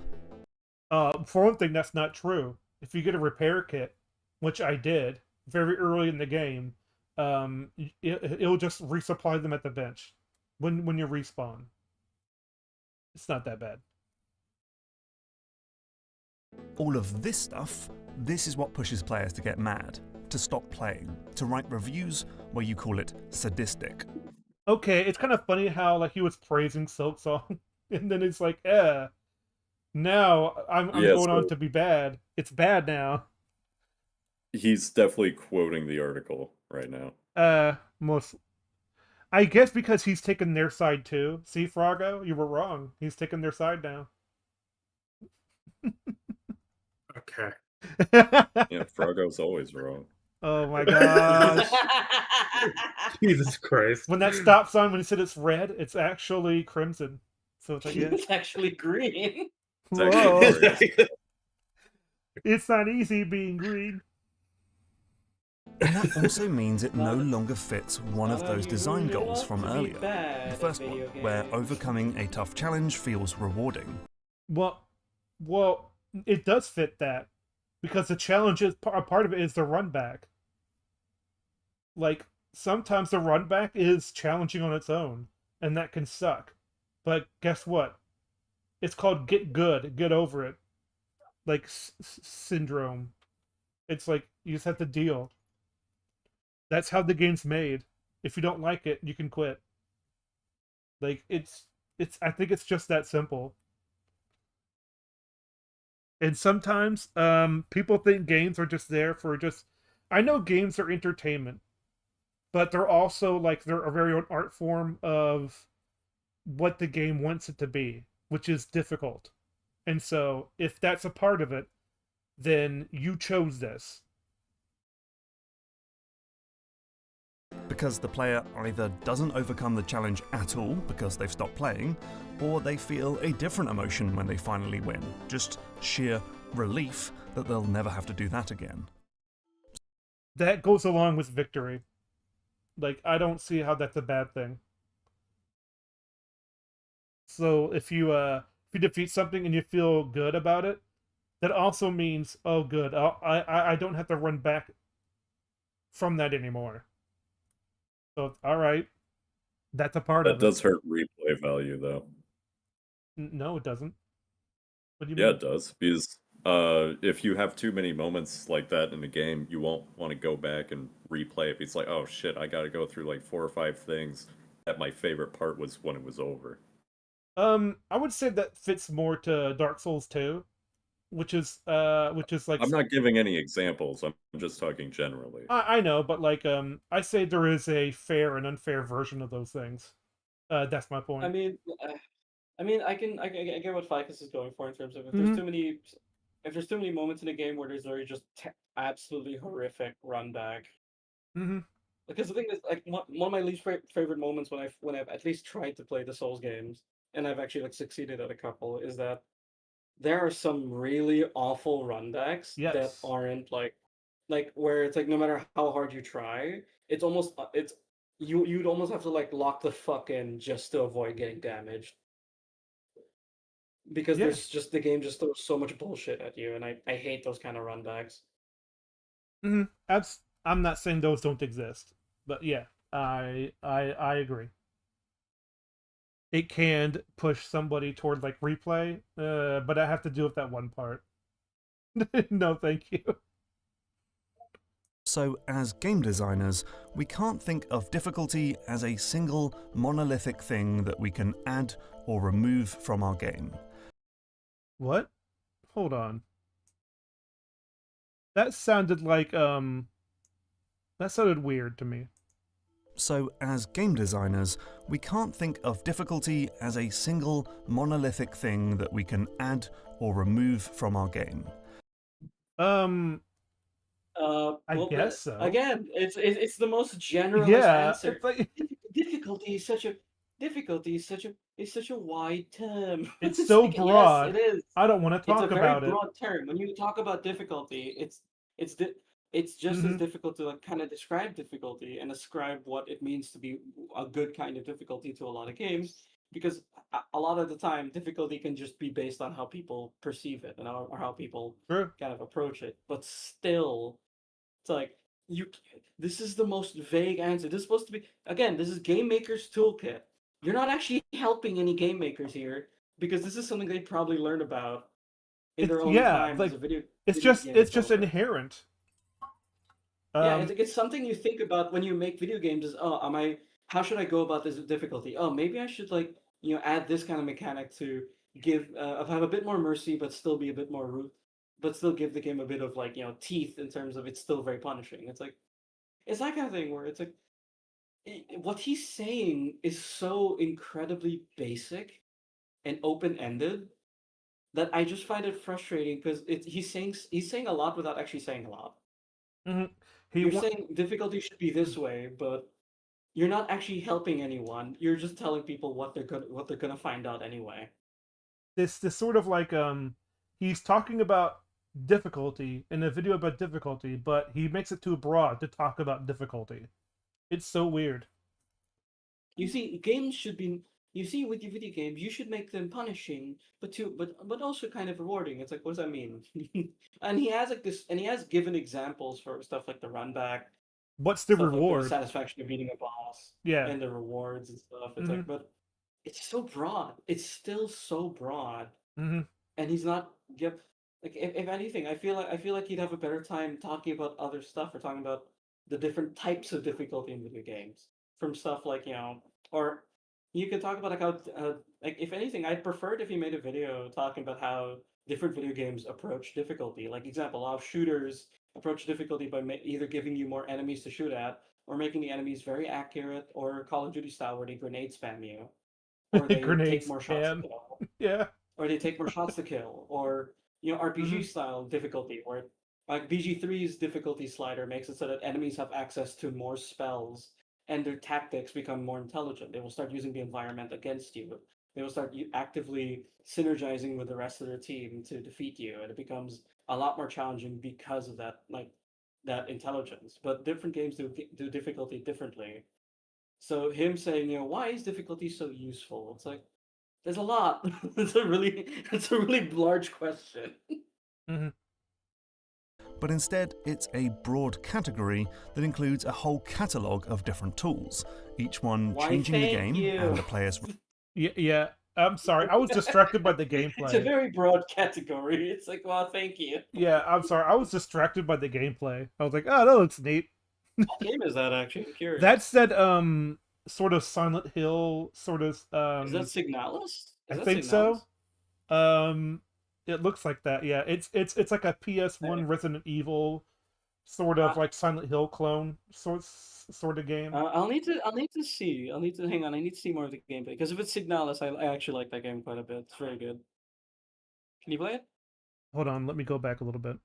a whole I think catalogue it of is different Signalis. tools, I think it might be each Signalis. one Yep. changing the game and the player's relationship with it in a unique Yeah, it's way. Signalis. It's But Signalis. there is it's not another really Resident type of Evil. tool It's we closer can to kind of use, Dead Space. and Yeah, And not quite Silent what Hill. Not quite Silent. More Dead Space Resident Evil. what I mean by like Silent Hill Resident Evil 1, it has the graphics and it has the top down sort of Well, it's not top down. It's more like almost fixed camera angles is what I mean. It's a fixed camera angle, but the camera actually Mhm. moves with you as you play through. Oh So it's yeah. In fact, like, Silent Hill had actually it was kind of ahead of its time for third person like stuff because it lets you follow behind the character instead of the fixed camera angles of like the of like Resident Evil, so you can actually control what you're looking at. So that's neat. Anyways, That's giving the player an opportunity to change the difficulty in some way, to decide just how hard or easy the game should be. Perhaps the most obvious version of this is to provide difficulty modes or assist options. okay, so when you first started the video, you're like, how does difficulty work and all that stuff? Now you're going into difficulty sliders. I thought you were talking about inherent difficulties. So it's like that's so weird. because he's specifically talking about stuff like Dark Souls and Silksong, where the Yeah, game yeah. is just built-in difficulty. Yep. There's no way of actually tweaking the difficulty. Yep, and now he's on this. It's like it feels like he's just switched subjects. Yeah, his 3 reasons for having difficulty. The first one was you feel accomplished. The second Mhm. one was it fits the theme, and Mhm. the third was Oh, you jeez, I can't no remember. boring play styles. Yeah, yeah. So a Redundant difficulty play styles. Yeah, slider- yeah. Hmm. Yeah, so the Well, no, he difficulty just says boring. He slider doesn't even does say not change redundant. the Boring Because the style. Yeah. redundant doesn't necessarily mean force my way boring. through. Sorry, Fuck you, buddy. sorry to interrupt. The difficulty slider does not change the theme of the story at all, right? So that one Nope. doesn't apply. So that's immediately out and wrong. Yeah. And it doesn't and it encourages more boring play styles because it encourages you to cheese the game to do like the most, right? So that's out too. Game journalist mode. So his 3 Yeah. big reasons for difficulty, as soon as he introduced the slider, he cut out 2 of the 3. Yeah, it's because like even difficulty sliders can be broad in a way because sometimes, like I said earlier, they could just be lazy about it. Just say, just add more health. Whatever. Make them bullet sponges. Who cares? They're just more difficult. Like it will always remind me of like Halo 2 Legendary, how it like completely broke the game. Like it's insane. Oh yeah, Halo 2's Lasso is like insane. It's also ridiculous. unfair. Like Very Alright, unfair. what I miss? Basically the fog. Mark Brown basically saying, you see, difficulty is is a broad concept. Now let's talk about difficulty sliders. Oh, for fuck's sake. That let you modify the game. And Silksong, like the original Hollow Knight, Oh, I was about to say, it says Silksong but shows Hollow Knight. Alright. does not include anything like this, which, in some ways, is a shame. Some ways is a shame. It's like, forget Dark Souls should have an easy mode. Yeah, don't say that. Shh. That's We're blasphemy. getting into this shit again. Because, well, difficulty is a really subjective thing. What's challenging is different for every player. Not always. If it depends. Like I think the reason why Mario was so successful is that like anyone can play that game. Anyone can. But if you want to go through it, that's not necessarily the difficulty. That's just like I'm not vibing with this. Like so that could be a different thing. Because sometimes it's like, yeah, this game's good, but I just don't vibe with it. Can be a total valid reason. If you asked me to run a 100-meter dash in, say, less than 12 seconds, that would be really tough, but a plausible challenge to overcome. But it would be practically impossible for a young child, and completely laughable for Usain Bolt. Difficulty adjustments let everyone find a place where they feel challenged. No, it doesn't. Right, but you have to understand, Mark Brown. There are certain games that people want to have like one difficulty mode and one difficulty. mode alone because one, they don't feel the need to diminish any sort of challenging gameplay that they've already worked hard to do just for this one game, like Dark Souls or something like that, or they feel like they want to reach out to that demographic of players that want to have challenging gameplay and overcome more difficult obstacles without having to worry about which difficulty mode they have to play on. You get what I'm saying? Well, there's also, it's like these games sell like crazy. Like these Yes. difficult games, like Elden Ring, sold more than DS3, like or Bloodborne. It's insane how many. And Silk Song like got so popular that like it froze the store. Like, so it's like I don't want to. It's like, if people don't want difficult games, guess what? They can refund it. And here's the other thing: it's like, what if the game is too easy? Like you said earlier, and it's not challenging, right? So what if we make story mode, where it's like enemies just don't do much of anything, and all you have to do is solve puzzles, which you can skip, and then and then the platforming sections, we could just keep trying until you get it. There's not much to it. Then I'm talking about like Uncharted like stuff, and it's like, yeah, that's why they call them like like the new God of War games, even though it's like they are somewhat challenging. It's like, but still, um, yeah, you're all right though about everybody can be So again, challenged, but man, how You so low see, is again, the it's his floor? second I'm point. mentally challenged. It's his second argument. He said that the challenge can fit the story. Well, now he's saying with the difficulty slider, you remove the challenge, and now he's saying that's a good thing. Yeah, it's sort of like that, where it's um where it's like, man, this universe is really depressing, and and people are like dying of like stuff, and it's like, but I'm having a great time. Like I can just hit people with one hit and they go down. It's like, wow, why do you guys having such of a problem with this? It's like, And also, there's more to Silksong than just beating bosses. This is also a game why does that sound like the Exorcist theme? A little bit. It does. It just let do do do do do do do do do do do do do do. Let's listen. challenged. And also, there's more to Silksong than just beating bosses. See what I mean? It's like, whoa. Anyways, there's more to Silksong than beating bosses. There's more to Silksong than just beating bosses. No kidding. This is also a game about untangling an interconnected web of maps and areas. Wow. There's platforming and exploration. Weird. Good job. And a Mark. game about understanding the deep lore of its storyline. I don't care about the lore. Not I mean, really. the lore is important. Well, it's just that when I play, like, well, I shouldn't say I shouldn't care. That's not what I mean. I'm like, I care very little because I just want to play the game, and that's fine. You can detach yourself from that. But it's like when I talk to the characters, though, I care a little bit more because unlike Hollow Knight, where Ghost doesn't have a voice, Hornet does. Hornet has full-on conversations. She has a motivation and character, which means conversations are a lot more interesting. So the lore by itself is actually a lot more interesting because of that. I think that's something Hollow Knight sort of doesn't let you have.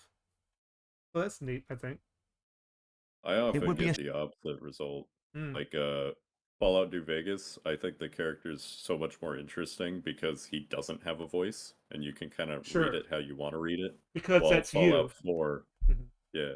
Fallout 4, that protagonist, holy shit, dude. Well, that comes from No. the, like, to be fair, they have text boxes for everything, and then you hear a single voice line. There's no voice acting. So it's Well, just like, well, Oh, a big Mhm. problem Fallout 4 suffers from is that the protagonist doesn't really have much of a personality. Meanwhile, if Mhm. you're picking like dialogue from like say something like Witcher 3, where you're picking Geralt's dialogue. There's actually Yes. a lot of personality and Yeah, that's character there another because thing. they actually wrote for Geralt. Geralt actually has a lot of character Hmm. with him. But the Yeah, problem fair is enough. Fallout 4 is just poorly written. the problem is like Correct. Fallout 4 character is just incredibly poorly written. Like Nate the Rake, just Nate the Rick. His dream's about to come true. Canada's Nate the going through Oh, some yeah. shit. Shame to deny people of those aspects just because they can't beat the bosses. It reminds me of Tunic. My wife loved playing this game and uncovering its many secrets I'm and sorry, riddles. hold on. So his argument right there, right, is hey, have a difficulty slider so that people who suck can pick a lower difficulty. That way they get the challenge appropriate to them. So that would fit the story.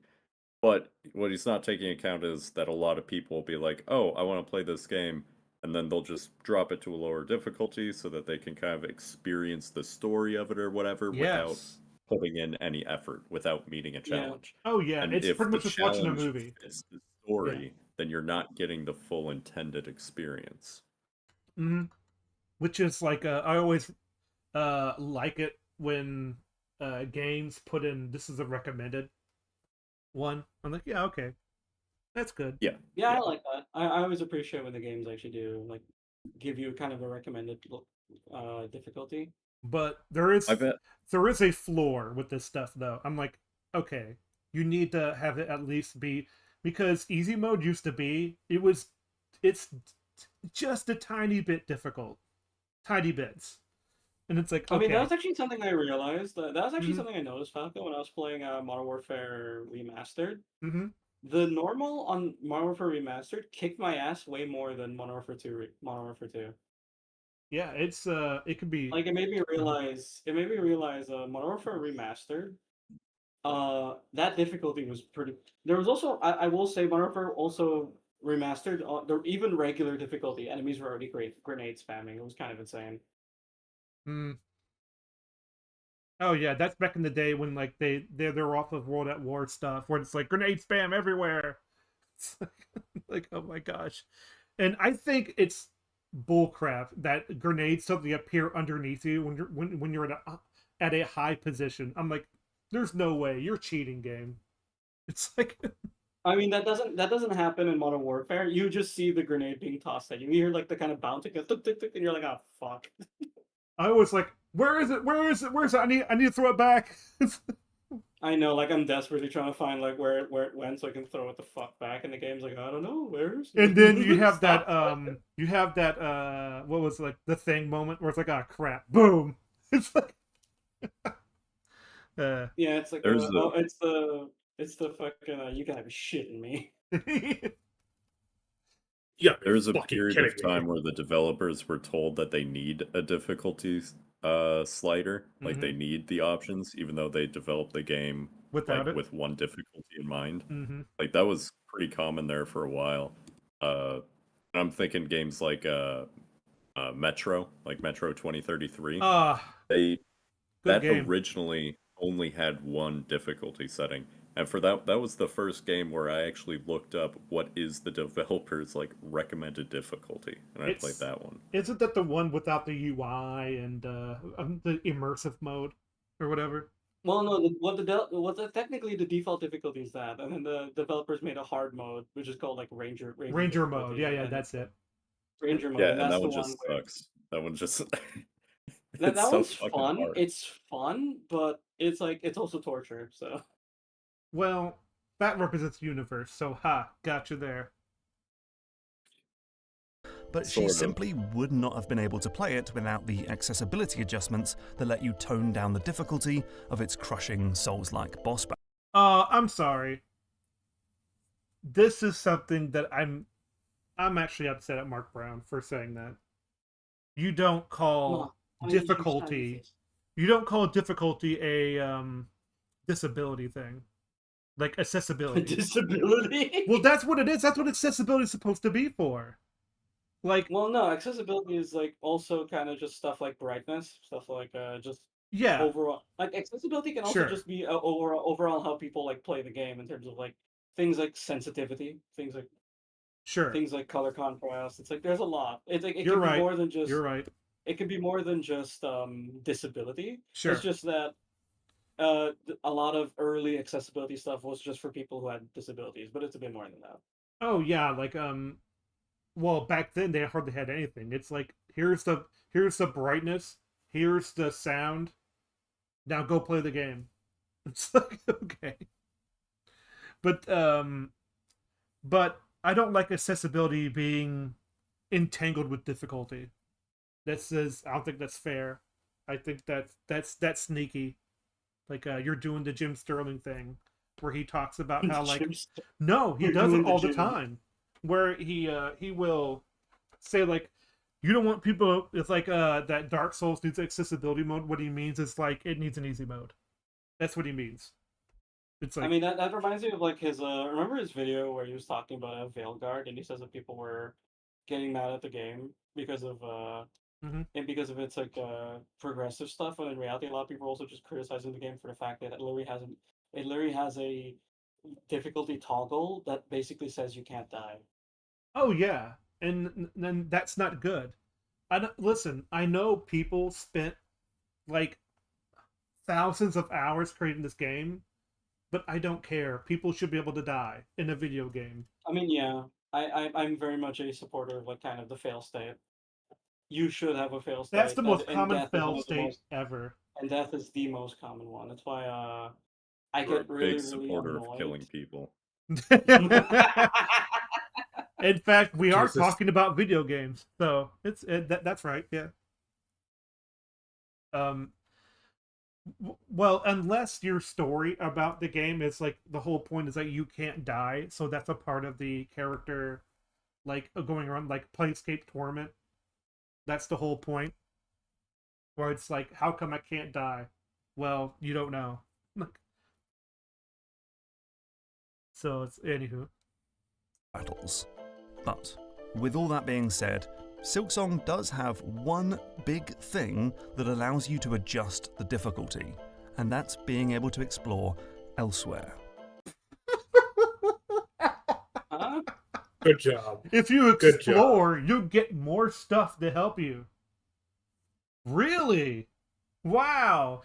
There's something that keeps players going. Being able to go out to different places in the game. If Good you, job, Mark. If you want to go find Imagine it something just to says, eat, you can touch you grass. go out and go to McDonald's.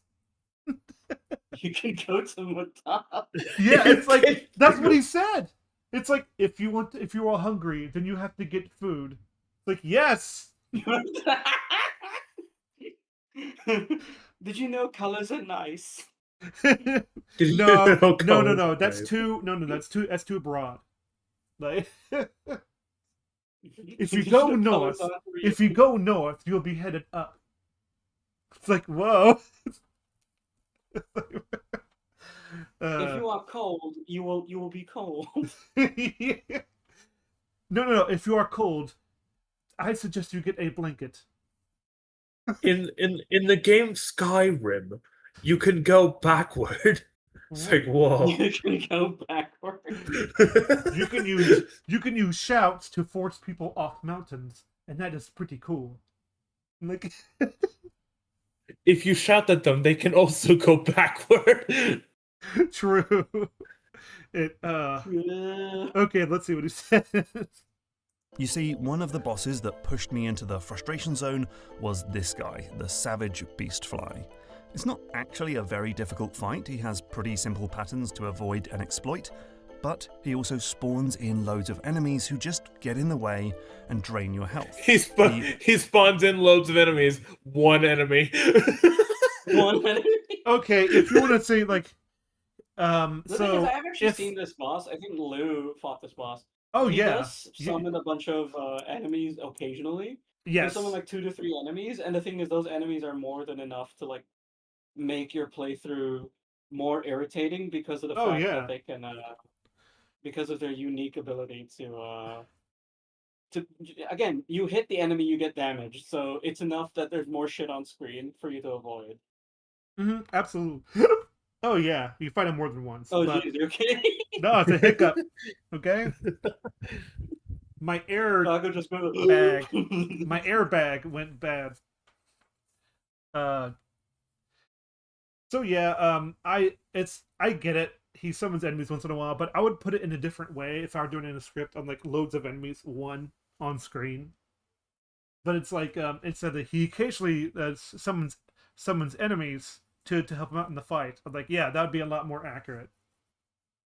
It's like, but No, it's loads of enemies. Loads of There's one enemy enemies. on screen.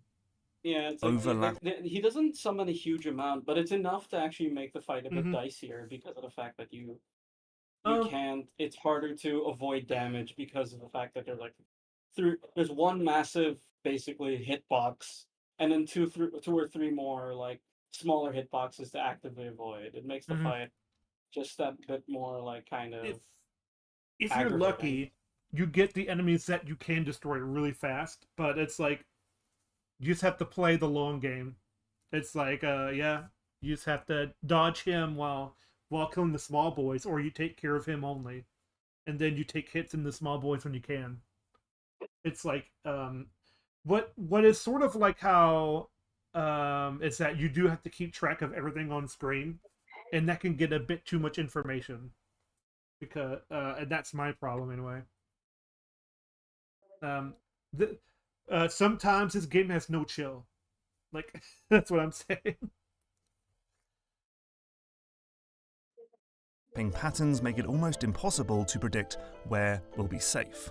But instead of deleting the game and cancelling Xbox Game Pass, I decided to just explore somewhere else.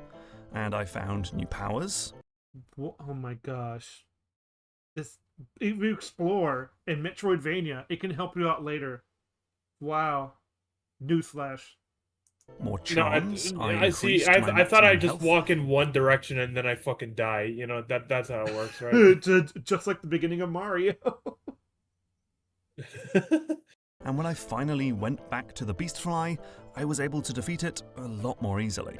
No and kidding. in many ways, Silksong is totally designed around this idea. The game is full of completely optional bosses, and there are very few times where a boss acts like a complete bottleneck to progressing further into the game. I'll explore this more fully in the inevitable Boss Keys episode on this game, but basically, Okay. you can almost always go somewhere else and come back later.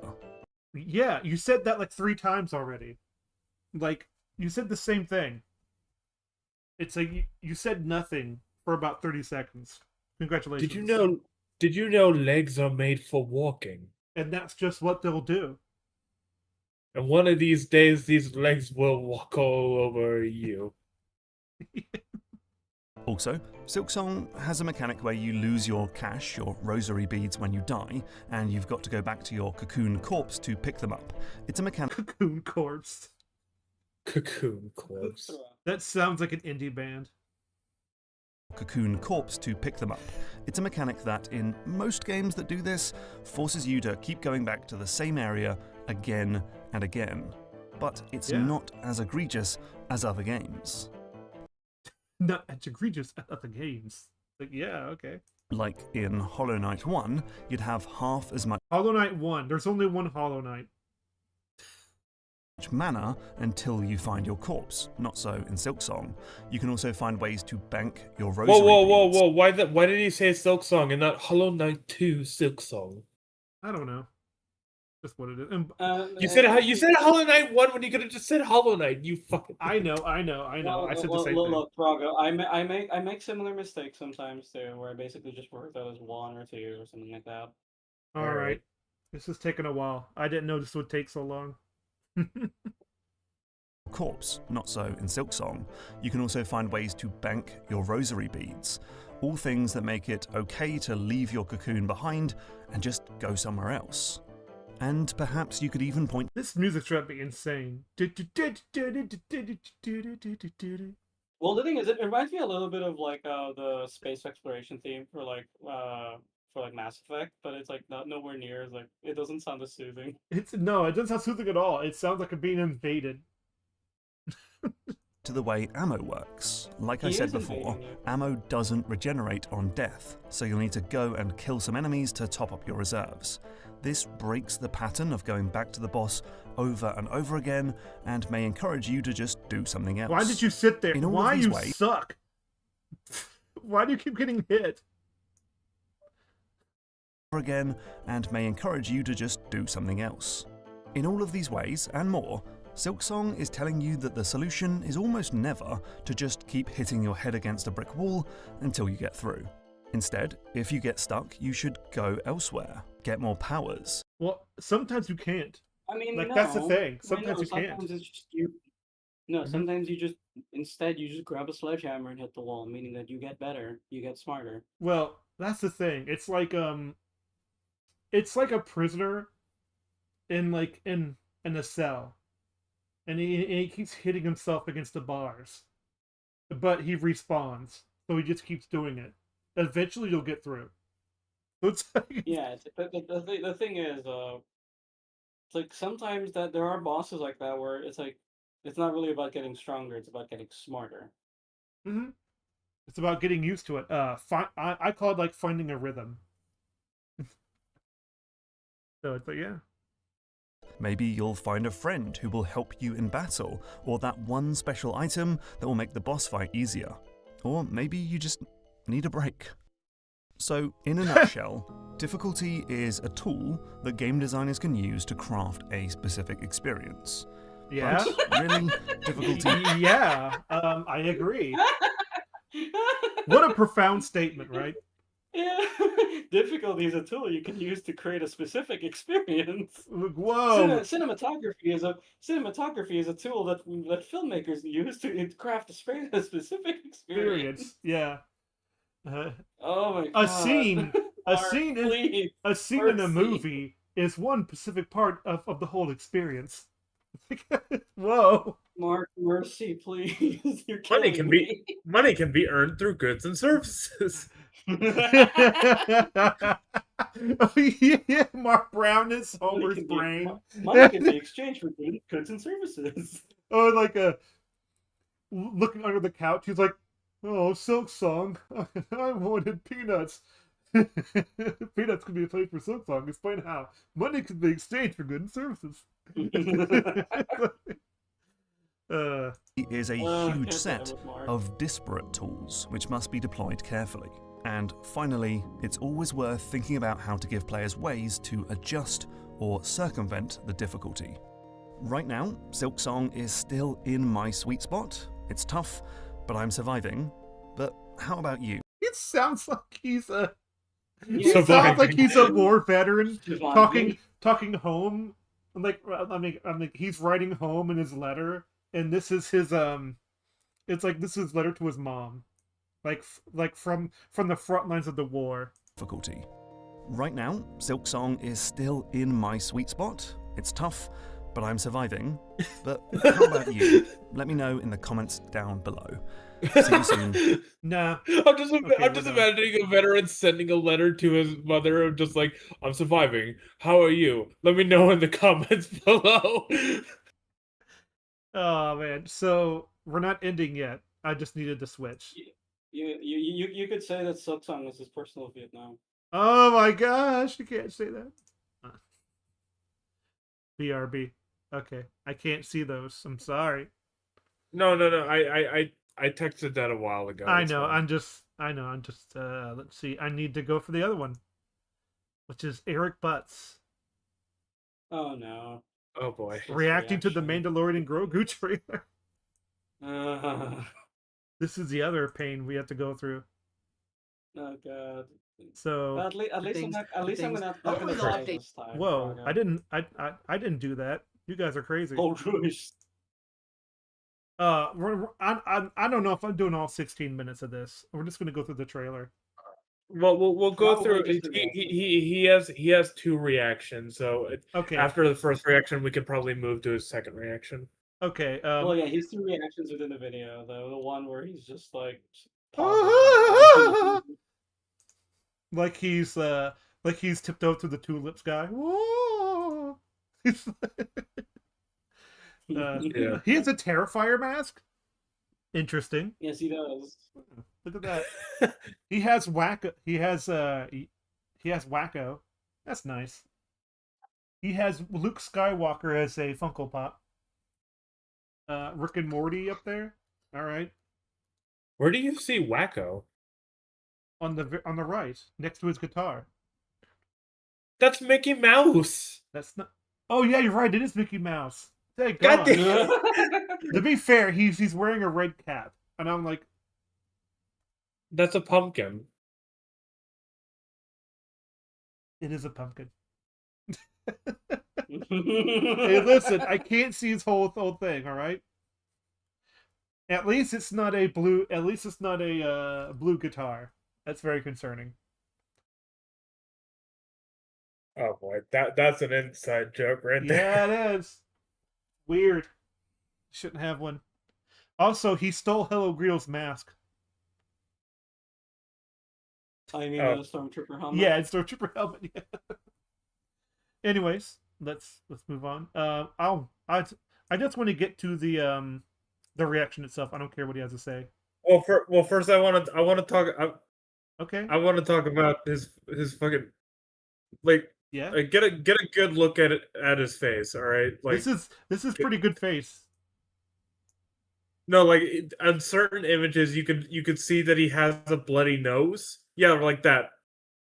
He has blood around his nose. Either that or that's just really terrible acting. It's just I think it's just the way the light is hitting him, and Dude, he look has at his scabs. eyelids. His eyelids are ruby red. It looks like his wart was fucking torn off or something. He's got a bruise on his forehead and on his cheek, and he's got fucking dried blood around his nose. What the fuck happened to him? He fell down some stairs. All right. Yeah, his wife saw it all. You know, she's not a witness at all. So like, oh no, he threw himself down the stairs. It's fine. Wait, why did I say witness and then she saw him down the stairs? You don't Yeah. shut up. Because you're a dummy. Yeah. Yeah, you're right. It is a pumpkin. So, anyways, let's go straight to the thing where he has his Babu Frick and his Baby Yoda. Because I don't know what it is about, like, okay, I want to talk about toxic positivity. Because this is kind of what this is. And I'm like, people who like the brand no matter what. And they're like, I need to make sure that I have, like, my toys with me. Because this is the brand which I'm reacting to. And it's like, he has a Disney thing in the background, and it's like, listen, I understand. Like, you like the stuff, but one day, it's all gonna be gone. It's gonna disappear. This part is a little bit before the reaction, but Mhm. can we play it because there is a part where it's pretty fucking hilarious. I mean, Because I might the have to thing wait with all the like way the to, thing like- with like his shilling is that it's like very clear. Just it is Star Wars thing, so I will It's- have Star Wars thing, rather than I am a fan of this specific material, so I will have material of the specific material. Like you can tell someone is like a fan of a specific type of Star Wars because of what they have with them. Sure. And this It's- tells me that, like, he likes He just the likes Boba everything. Fett, he likes the Obi-Wan, he likes the Mandalorian stuff, and we're like, cringe. It's funny because that Baby He Yoda. also has an acolyte shirt. If you Oh! The Yeah, worst he's got an shit. acolyte shirt. Yeah, but his Baby Yoda looks tortured, man. His Baby Yoda looks like He it's looks like been in the Yoda dirt. has seen things. I've seen something, and it made my eyelids dark. October or something if I don't. So I don't know. I'll figure it out. But in the meantime, we got Mandalorian and Grogu. Ah. Babu, I love you, but you're very noisy. Okay. Babu, I love you, like, Babu, get out of here. You don't belong here. Babu, I must silence you. Shh, it's okay. You're going in the dungeon today. I'm gonna put you. You can watch from over here, buddy. Okay? Because I can't hold both you guys and do this. But we will keep Grogu, not Baby Yoda. We will keep our boy Grogu. Oh my gosh. I Oh. love that. Not Baby Yoda. Not Baby Yoda. Not Baby Yoda. By I the will way, lightly slap you if you ever. if you interrupt me, and you know my My name wife is will the punch you. Lord, when I just have my vengeance upon ye. Nice and comfy. Okay. No idea if I'm going to cry for this. Allergies have already hit my eyes, so they're already a little watery. But also, I took a lot of allergy medicines that may be How many drying it out. allergies do you have? We'll see. I just love that, like, he says, like, I may cry. And it's like, I may cry. and it's like, yeah, of course you do. You cried for the Rise of Skywalker. You were making, like, ooh noises at it. It's like, ooh. It's like, ooh. Hey, he's owning the meme. I like it. I think he's fun. No.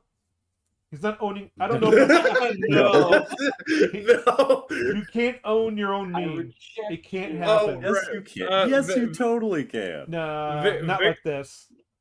Vic pointed this out when I showed him this video.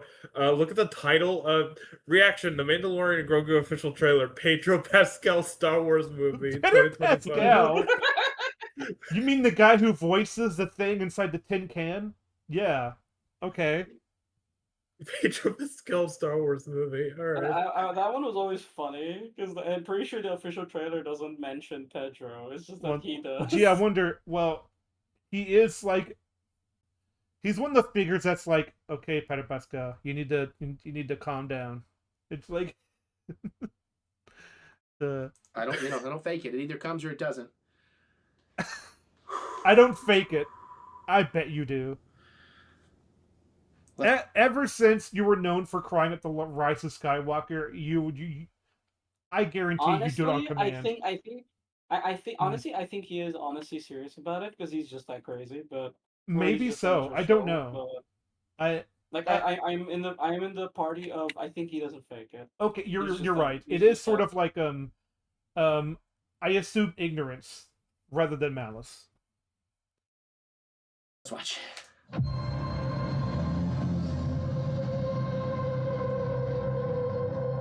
It looks fake, and he's like, ooh. His face says it all. Meanwhile, his baby Yoda is looking at the sky like, "God help me." It's like God it's as release me black from as this my world. soul.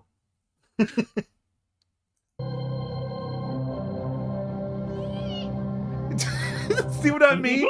He's making noises. Oh, God. He's making fucking. He's making fucking. Dude, Calm it's just down, seeing man. them. Calm down. And I don't know what it is, but like, don't you have scanners? Freaking Boba Fett wannabe.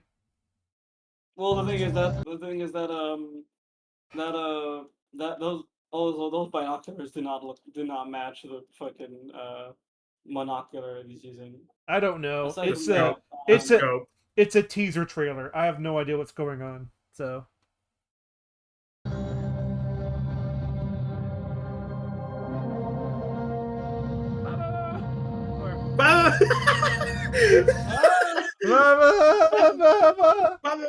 hey, What the listen. fuck is wrong with him? We all love Baba Frick. It's fine. What? This is a Babu Frick peacekeeping section. What'd he say? I had no idea.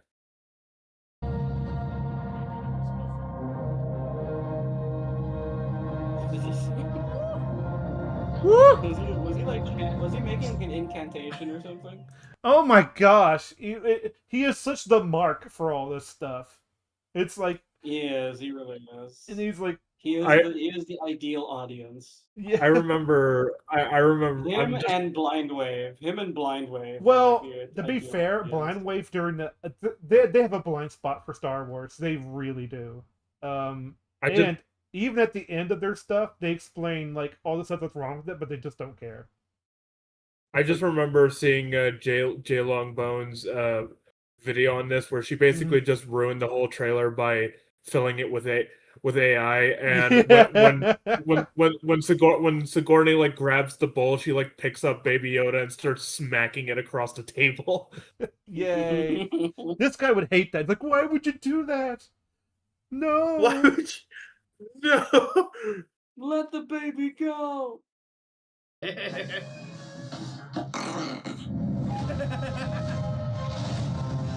I hate that sound. It annoys me. And what was it like? I forgot what I was gonna say. I'm a freaking moron.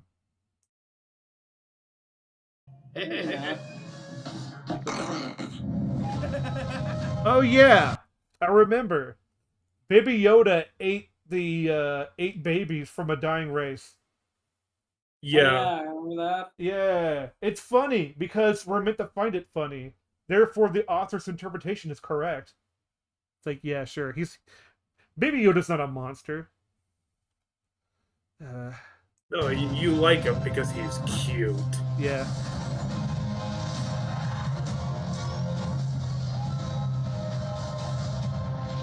This guy could see him doing nothing. Like, this guy could see him doing taxes. He'd go, oh, oh.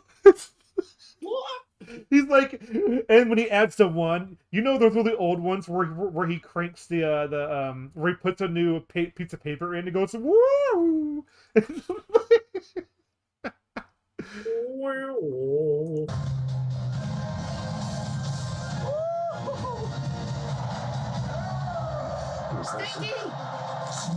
Who? Okay, so a little bit of context. That's Jabba the Hutt's son, and Yeah, in yeah. the Clone Wars movie, Ahsoka referred to him as Stinky. Oh, So okay. I'm sure glad I know that as a person who's interested in Star Wars.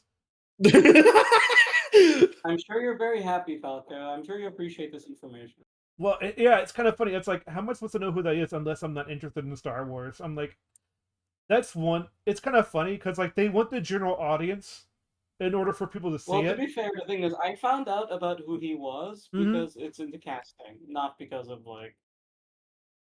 Well, yeah, that could Like, I be. checked the casting for the movie, and it says it's like something the Hutt, and it's like the Wikipedia says, oh, that's Jabba's son. It's like, oh, okay. Yeah, but still, you had to go out of your way to figure that out at least. Like, I know it's not much to click on a Wikipedia page, but it's like, yeah, I just unless you're interested, you're not gonna know that. And it's like, oh my gosh, Jabba survived. Somehow Jabba returned. Like Jamba. Jabba the Hutt returned. He's like, oh, Sharita, ah. It's like, whoa. Da Frida da nipple pinchy. That was and then it says tipples.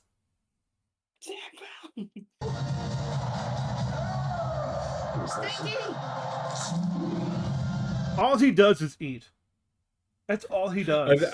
I think this image perfectly resembles this. This. Yeah, this. And then it shows his smiling face and his holding Baby Yoda. It's like, tell me, what's he reacting to? This.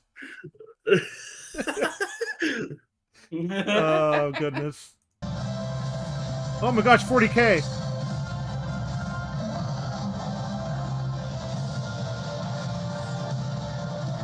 That is not 40K, Falco. Stop it. I'm just saying, there's giant machines with like things. I'm like, okay, that's interesting.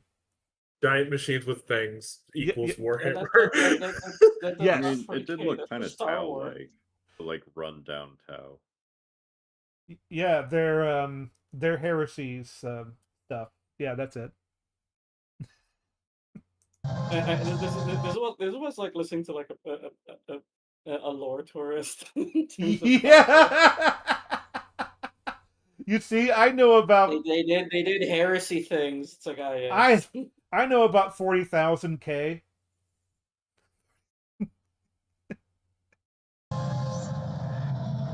Oh no, there's an edit near a mountain. Why are they in a line in a mountain?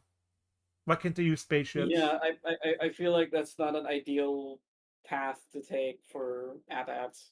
And why can't they take spaceships? I don't know, because we need AT-ATs. Well, yeah, they usually have drop mountain. ships, don't they? They usually have like a massive drop ship that like puts them down before they start marching. Well, it's just that if these are made for like military transport stuff, because that's what they're made for. They're made to transport troops, and they're just tanks. Like, I mean, sort of. They are military transports, but they're also clearly like actual like mobile artillery in a sense because of how powerful their front blasters are. and they reflect like most damage. So I mean, deflect most Yeah, damage.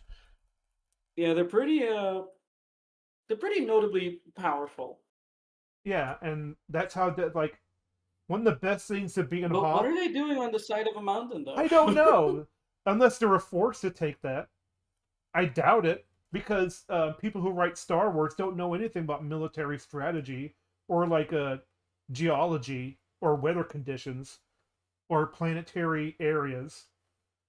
So it's like I miss Andor. I miss good Star Wars. Look at that. Why does that look like it came from like the comic book store in like the 1980s? Because that's where. I think it's because season 1 of Mandalorian, they were trying to go for the Mm-hmm. like low stakes personal drama of course. space western. And a lot of people jumped on because of that. And then once Well, yeah, the show started expanding to big world stuff, people started to lose interest. They're like, oh shit, well, we probably can't go back to small scale western, so let's go back to something else old that people like. Hey, comic books. Which doesn't make sense because Yes, you the can. whole ending of Oh. well, it doesn't make sense because the fact that the ending of Andor season 3 was Andor going back to low stakes thing and becoming a marshal for like a city. He basically becomes like a gunslinging like police Did you officer. say Mando or Andor?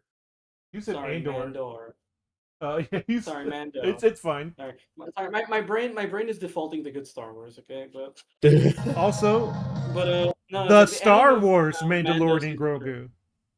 Yeah, like the ending of Mando season 3 literally sets him up to be kind of small scale again as this gunslinging marshal.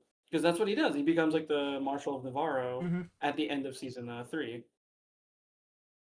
And plus, And then like, instead they're putting him in a large scale thing instead of him dealing with like pirates or raiders or stuff like that. It's like you think him dealing with the Empire is just done now since he's kind of just nope. he's not with Bo-Katan anymore. Well, guess what? There's more Empire. Well, I think based on the premise says that Sigourney Weaver's character basically contracts him to fight off against some Imperial remnant, but at the same time, they don't ask the Mandalorians who are basically just took out one of the leaders of the Imperial remnant, Moff Gideon. She also doesn't 3 talk times. to Boba. She also doesn't talk to Boba. She also doesn't talk about Boba Fett, who is like the current like basically crime lord of that region and is now gonna basically be embroiled in a war with The Huts or something, maybe. embroiled in a war with with Jabba's son. I just so Gary from Nerdrotic has a theory about like how Sigourney Weaver's character is supposed to be stand for Kathleen Kennedy. Strong woman in power. What? Yeah, that's his theory. It's a stand-in for her. I don't know about that, but All right. I don't know about that either. It's like I don't think that's necessarily functional, but again, the problem that they also had was that they kept raising the stakes every season instead of the other shit. Have it contained. Yeah. Well, yeah, or like again, the thing is they already raised the stakes in season 1. That's like the problem. They already raised the stakes by having the Empire show up and basically kill all of his clan, except for like Armor Lady and Big Chungo Man and Chungolorian. Actual names. Uncle Well, Warren. his name is I just love it. his name is Paz. Well, the problem is the Armor Lady is literally just called the Armor. Like she's not even. Oh, She doesn't actually have her. a Yeah, name. she has no personality. Yeah, she's just called the Armor, and the Chungolorian is just called Paz Vizsla. The Chungolorian. The problem is his name doesn't mean anything because it's just a reference. His name is just a reference because Vizsla is a pretty powerful family in the Clone Wars. It was a powerful Mandalorian family, but it just means nothing in the grand scheme, and he just dies miserably, getting killed by proto Praetorians. I just love how like Chungus comes in the frame. Woo! Uncle Yeah, Warren. there's so much just really like dumb stuff in Mandalorian Like in terms of just its overall execution. Like from season 1 onwards, it's just bad.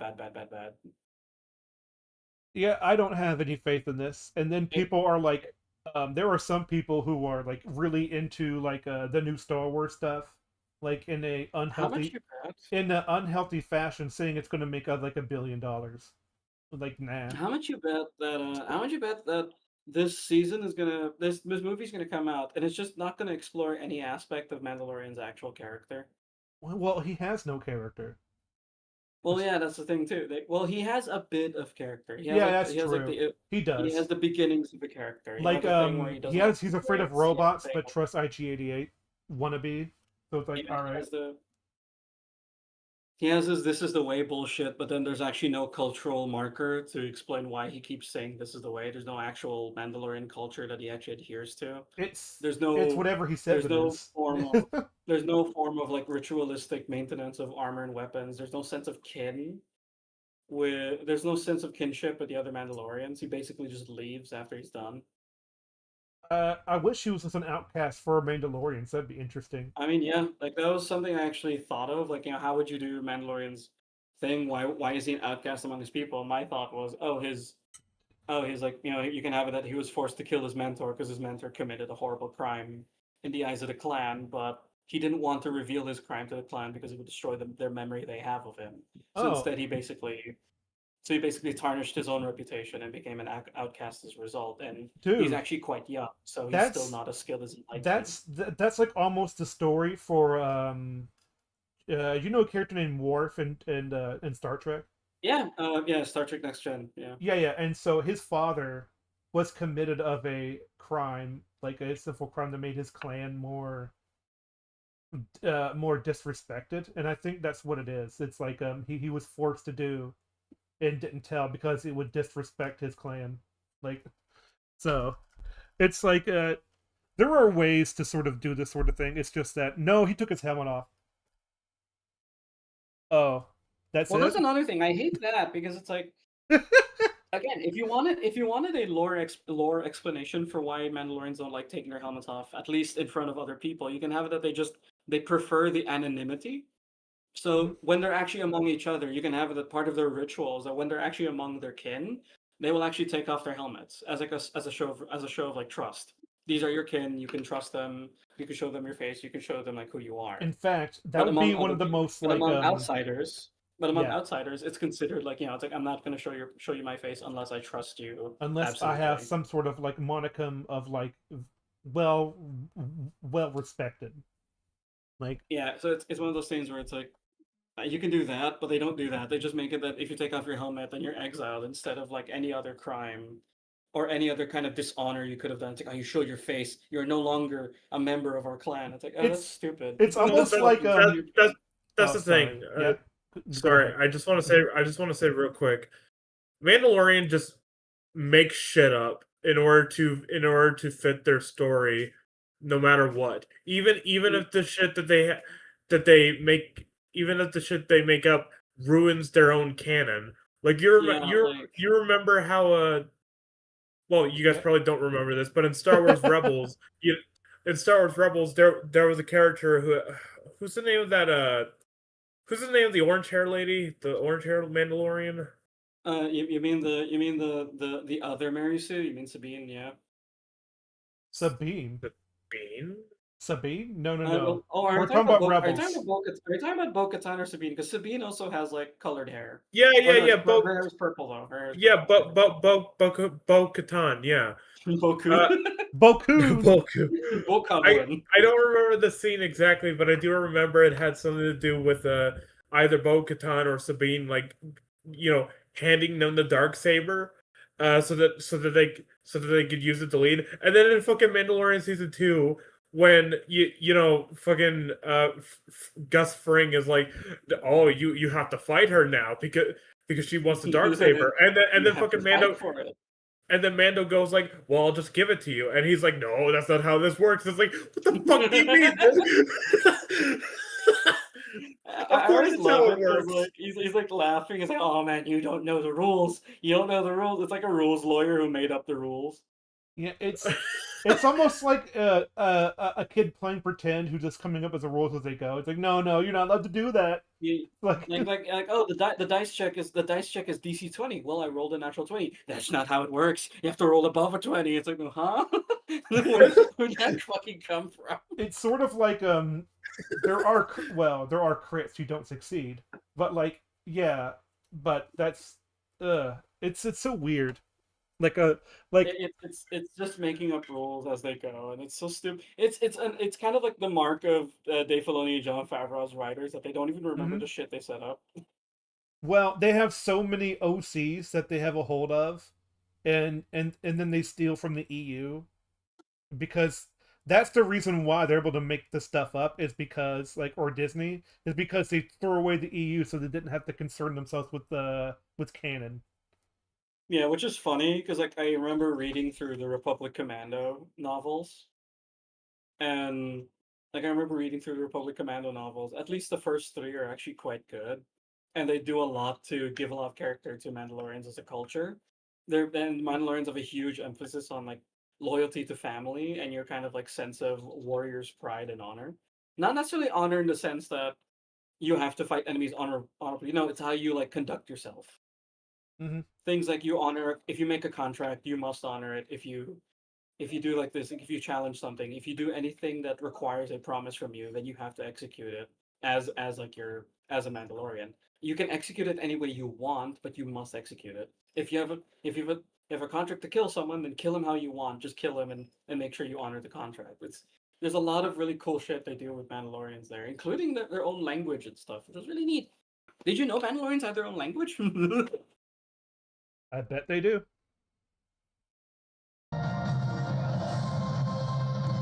Forge for IMAX.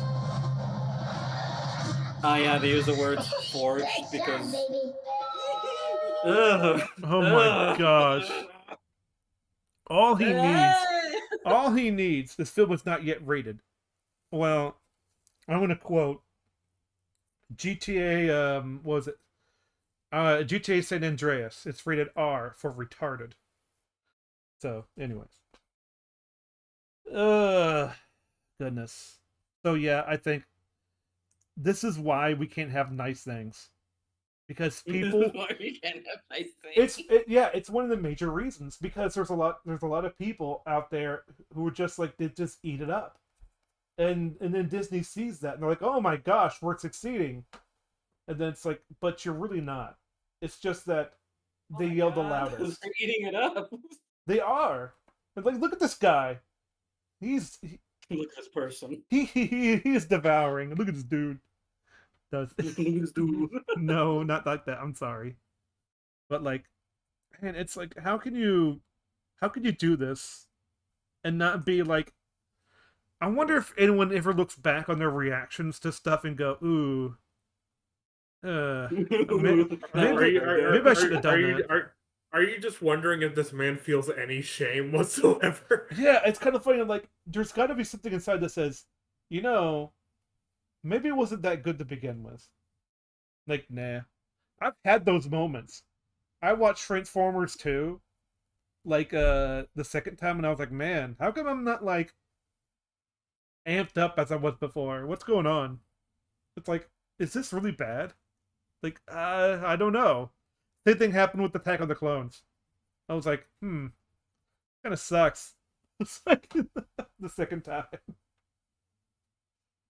But you have this clairvoyance. So, anywho, that's it for today. And Well, there's the second reaction, isn't there? In this yeah, video? but I don't want There's a second reaction to the video when he like rewatches the video and he starts. He pogs even harder. I'm fine without it. I just wanted to. All right. I think this is enough. Yeah, that was longer than I thought. With all this stuff anyway. Fun. Oh, Mark absolutely. Mark Brown held us back a bit. Oh, it's fine.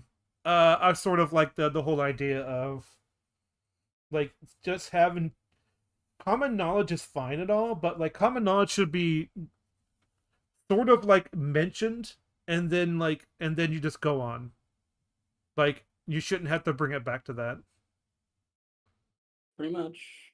Mhm. The thing is, like, the thing that I think you missed, Falco, since we're not gonna be watching the rest of his reaction, is that Okay. he has a line that I have literally put into my hall of quotes where he basically says, "Stormtroopers on the big screen, that's huge." Literally. And I remember when I first heard this when we were reacting, I started coughing violently because my brain like short circuited Oh man, I'm for a sorry. moment You should have because told I me. couldn't You should have told fathom me. what he was talking about.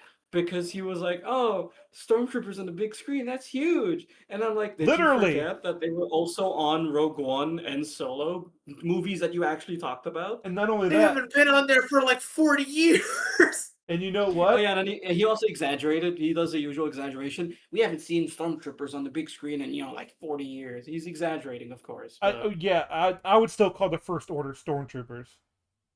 Like that's yeah, what they are. technically they're actually called. That's like their name. They're called First Order Stormtroopers. Yeah, so I'm like, you're lying.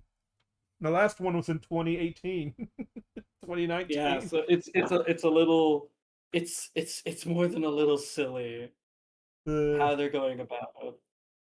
Oh yeah, it's always been that way. But yeah, dude, him saying that was so stupid. Well, he's right, you know. They will be bigger. That's you. What are those? Those are stormtroopers. What are those? Those are storm. Oh, by the way, if you didn't know, for Halloween, you can't see I'm dressed as Dio with the world behind me. Yeah, It's I cool see it. stuff. Yeah. Very nice. And I'm Braga Myers. I'm You're a I'm ghost. a ghost. Yeah, you're a Yeah, ghost. you're a Yeah, ghost. Clearly a ghost. Just a Clearly. friendly ghost. As you can see right through him. Yeah. It reminds me of Cartman. He dresses up as a ghost, and then he goes trick or treating. There's three people with ghosts. There's three people in white sheets in the house, and they give him a piece of candy. And he's like, "What? One piece of candy? You cheap!" And they're obviously not ghosts. Look. What? The point is, I'm a ghost. Okay. Yes, he is a ghost. That's a Pepe ghost. He is just a friendly ghost. So yeah, so does anyone have any news they want to introduce for the final part? Yeah. Oh, go ahead, Vic. No, you go first. Okay. So yeah, as I've said before, still working on some videos. However, I will require some of Falco's help. I am going to be streaming somewhere in October so that I could stream some horror games. He'll that be streaming in New Zealand. You said somewhere, so I'm like, New Zealand? Like, I'm sorry, go ahead. Yeah, no, it's okay. But yeah, I won't say what game I'm streaming yet. But you know, be prepared for that little surprise. If it's not Alien Isolation, I'm gonna strangle you. It's not Alien Isolation would be too much. It's gonna be what was that Jason lookalike guy? Splatterhouse. Yeah. Mimosa. What? Anyways. I was gonna say Zeddy. Oh, Zeddy. Zeddy. He doesn't look own like, that. yeah. Yeah, it's Jason Mimosa. Right? Oh, okay, yeah. Mimosa. Jason Mimosa. You might as well say Jason Bud Light, but yeah. Jason Momoa. Anyway, yeah. Jason Mimosa. Jason Mimosa. So, is anyone else doing anything? Not really. My biggest news is that I finished up playing Cyberpunk with its Phantom Liberty DLC, and I thought that was really good. The Phantom Liberty DLC is like really strong. It's like really well written. It's like Cyberpunk is good it's on now. par with a lot of their. It's on par with a lot of CDPR's best like expansions. I highly recommend it. What about you, Ficus? I'm gonna poke you. Poke. What about you? Oh, I don't really got nothing. All right.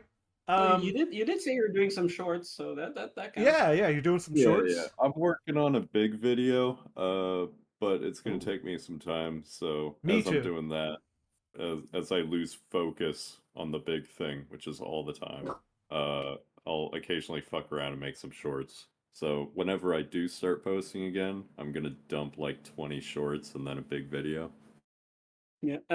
Aside from that, I'm probably gonna be when it comes out like next month. I'm probably gonna start watching the Fallout season 2 with Oh, Oh, joy. Sunlight and a couple of other friends. Yeah. It's gonna be painful. It's going to be New God. Vegas. Yeah, that's right. Fuck Vic, Uh, Vic's gonna force me to fucking watch season 1 of Fallout. Well, if you don't consent, then I won't have you. I won't have you watch. Are No, you kidding? it's fine. I'll do it. I'll do it. He Fuck loves it. watching There's actually crap stuff. a show I actually do want to watch with you guys. If you guys haven't seen it, I actually do plan on watching a Chernobyl I don't with know. you guys because Like, it's I'm really just- fucking Oh, good. Chernobyl's awesome. I'll watch Chernobyl. Yeah, Chernobyl's great. I think it's a show I kind of want to watch with some of the other guys, especially if they haven't seen it, because Chernobyl's like just awesome, good shit. I've heard nothing Absolutely. but good stuff from it. So It's really great. It's Craig Mazin's best work. Part of my prior work experience, I used to work on nuclear reactors, and so I went through a lot of training, and we learned a lot about Chernobyl. That show is like insanely accurate. It is really Yeah. well done. I'm still working on my voicing script. I've done a page because I finally had some time to do it. And whenever I have time, it's like, okay, gotta do stuff around the house. Okay, you need to make sure you need to file this away, like to the government. Like, yeah, okay, all right.